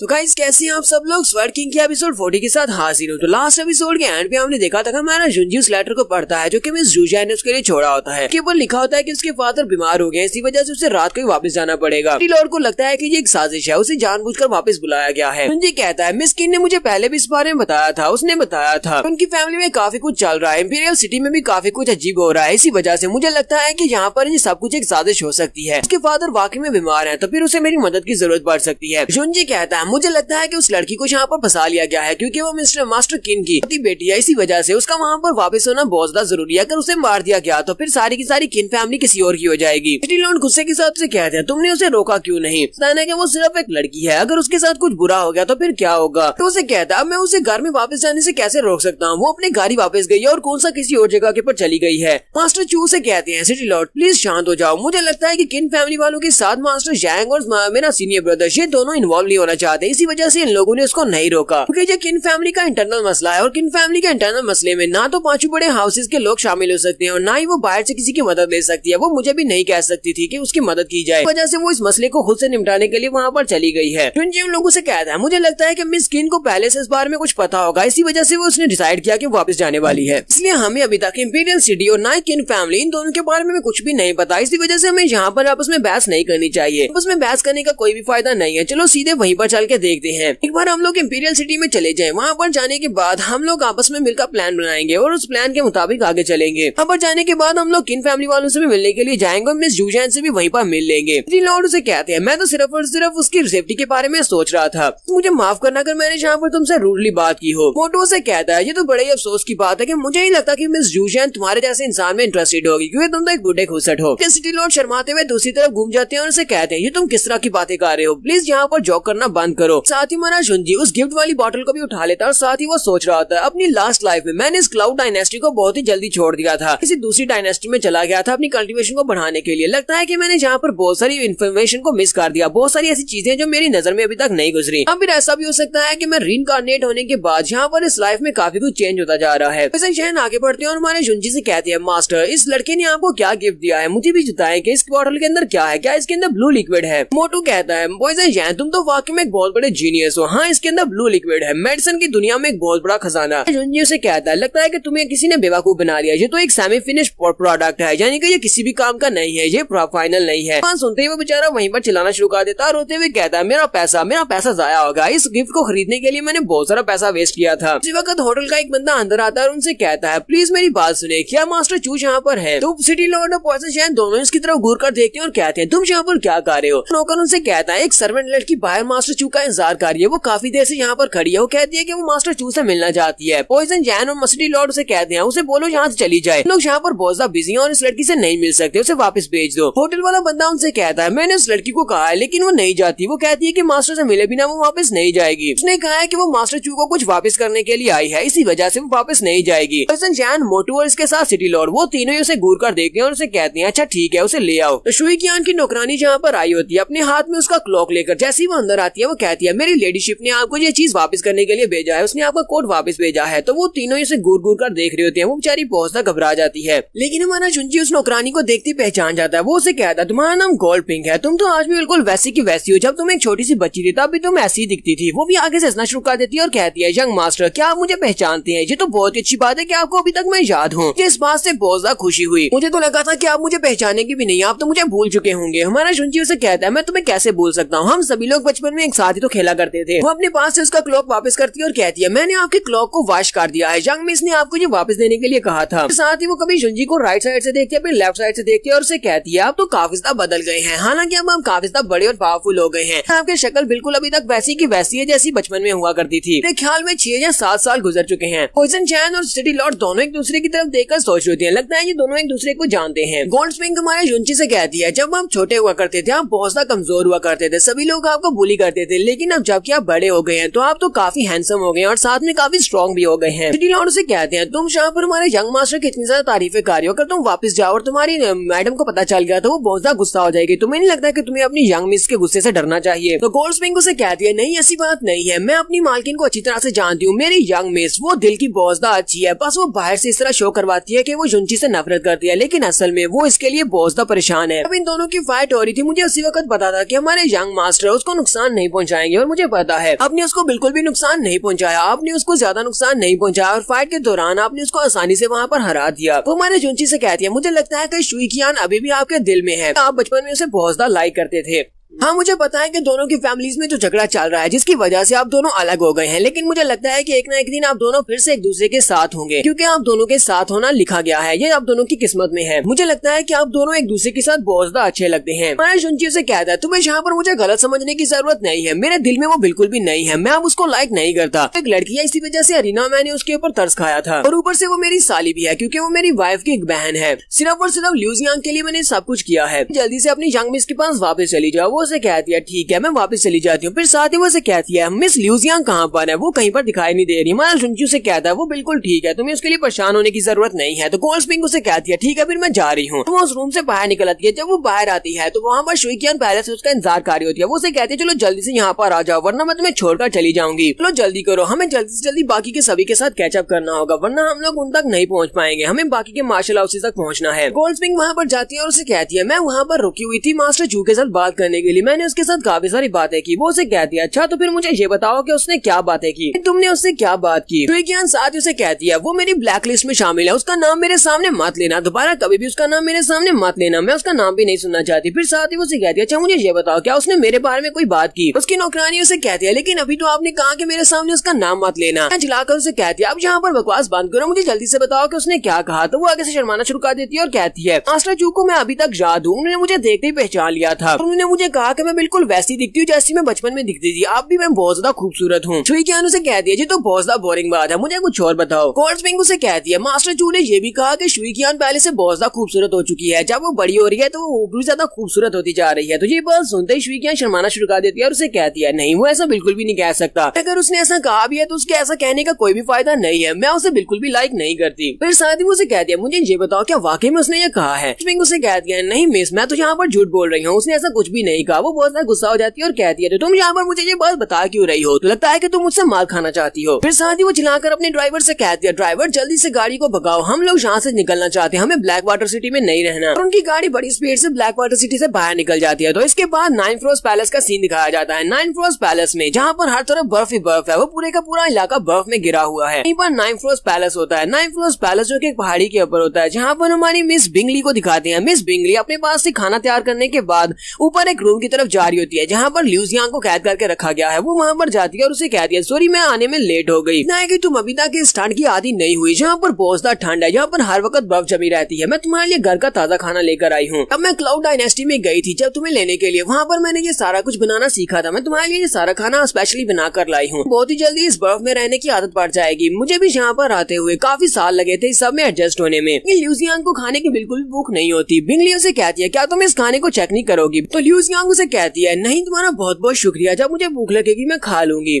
बिंगली उसे कहती है हाँ मुझे पता है कि तुम मुझसे बहुत ज्यादा नफरत कर रही हो, तुम्हें करना भी चाहिए क्योंकि मैंने तुम दोनों को अलग कर दिया, तुम अपने हस्बैंड से बहुत ज्यादा प्यार करती हो। मैंने ये सब कुछ तुम्हारी भलाई के लिए किया है क्योंकि तुम्हारी बॉडी के अंदर जो 9 टर्मिनस वेव्स हैं, ये वाली स्पेशल वेव्स जब ये एक्टिवेट हो जाती है तो इसके अंदर से बहुत सारी फ्रोस्ट एनर्जी निकलती है। उस फ्रोस्ट एनर्जी के साथ ना सिर्फ तुम मरोगी बल्कि तुम्हारे इर्द गिर्द जितने भी लोग हैं वो सारे के सारे मर जाएंगे। मैंने तुम्हें पहले भी बताया था कि ये एक बॉम्ब की तरह है, आसपास के 10 किलोमीटर के रेडियस में हर एक इंसान मारा जाएगा। यहाँ पर तुम्हें डराने की कोशिश नहीं कर रही, पर मैं चाहती हूँ कि तुम्हें ये दिन देखना ना पड़े, इसलिए मैं तुम्हें यहाँ पर लेकर आई हूँ। यहाँ पर तुम कम से कम जिंदा तो रह सकती हो। एक दिन जब हमारे तुम्हारी बॉडी के अंदर से 9 टर्मिनस वेन्स को कम्प्लीटली डिस्ट्रॉय कर देंगे या उसको कम्प्लीटली एक्टिवेट कर देंगे और तुम उसको कंट्रोल करना सीख जाओगी तो उसके बाद तुम्हें वापस भेज दिया जाएगा, तुम अपने हस्बैंड के पास वापस जा सकती हो। इसी वक्त दरवाजा खुलता है और 2 लड़कियां वहाँ पर आती हैं। बिंगली उनसे कहती है कौन हो तुम। वो दोनों से कहती है ड्यू एंड फ्रोस्ट। वो उसे अपना नाम बताती है कि हमारा नाम ड्यू और फ्रोस्ट है और हम दोनों को यहाँ पर देकर भेजा गया है कि हमें इस लड़की के ऊपर नजर रखनी है जिसके पास 9 फ्रोस्ट वेन्स हैं। तो बिंगली उनसे कहती है क्या तुम लोगों को मैं यहाँ पर दिखाई नहीं दे रही, क्या तुम्हें लगता है कि मैं यहाँ पर मौजूद नहीं हूँ तो जो तुम यहाँ पर नजर रखने के लिए आ गई हो। वो दोनों लड़कियां उसे कहती हैं एल्डरलिन प्लीज हमें माफ करना लेकिन हमें ऑर्डर्स दिए गए हैं। तो उसी वक्त उनकी यंग मिस भी वहाँ पर निकल आती है। यंग मिस वहाँ पर आती है और कहती है इन लोगों को यहाँ पर भेजा है इस लड़की के ऊपर नजर रखने के लिए, क्या तुम्हें इस बात से कोई मसला है। तो लिन भी जल्दी से उसके सामने झुकते हुए से कहती है सीनियर यूशा प्लीज मुझे माफ करना, मुझे नहीं पता था कि आपने इन्हें यहाँ पर भेजा है। तो यूशा आगे बढ़ती है और हमारी ल्यूजियांग की तरफ देखकर कहती है तो मुझे लगता है कि तुम ही वो लड़की हो जिसके पास 9 वेन्स वाली बॉडी है। तो वो उसके बहुत ज्यादा करीब चली जाती है। उसके करीब चले जाने के बाद वो उसको गले से पकड़ती है और साथ ही अपनी एनर्जी को रिलीज करते हुए उसको चेक करती है और उसे पता चलता है कि इसके पास वाकई में 9 वेन्स वाली बॉडी है। वो उसे वहीं पर नीचे फेंक देती है और कहती है तो तुम्हारे हस्बैंड ने तुम्हारी बॉडी के अंदर काफी सारी पिल्स को यूज करते हुए इस सारी कोल्ड एनर्जी को सप्रेस करने की कोशिश की है। वो काफी ज्यादा अच्छा है, लगता है वो काफी अच्छा एल्केमिस्ट है, लेकिन वो ज्यादा देर तक इसको रोक नहीं पाता। लेकिन अब तुम जहाँ पर हो अब तुम्हें अपने हस्बैंड के बारे में बोलना होगा। ल्यूजियांग उसे कहती है नहीं मेरा हस्बैंड यहाँ पर मुझे बचाने के लिए जरूर आएगा, वो मुझे यहाँ से लेकर बाहर जाएगा, बहुत ही जल्दी वो यहाँ पर आएगा और मुझे यहाँ से लेकर जाएगा। यहाँ पर हम लोग अपनी एपिसोड 40 का एंड करेंगे। एपिसोड की एक्सप्लेनेशन अच्छी लगी हो तो कमेंट करके जरूर बताइएगा। चैनल को सब्सक्राइब कर दे, वीडियो को लाइक और शेयर कर दे। शुक्रिया।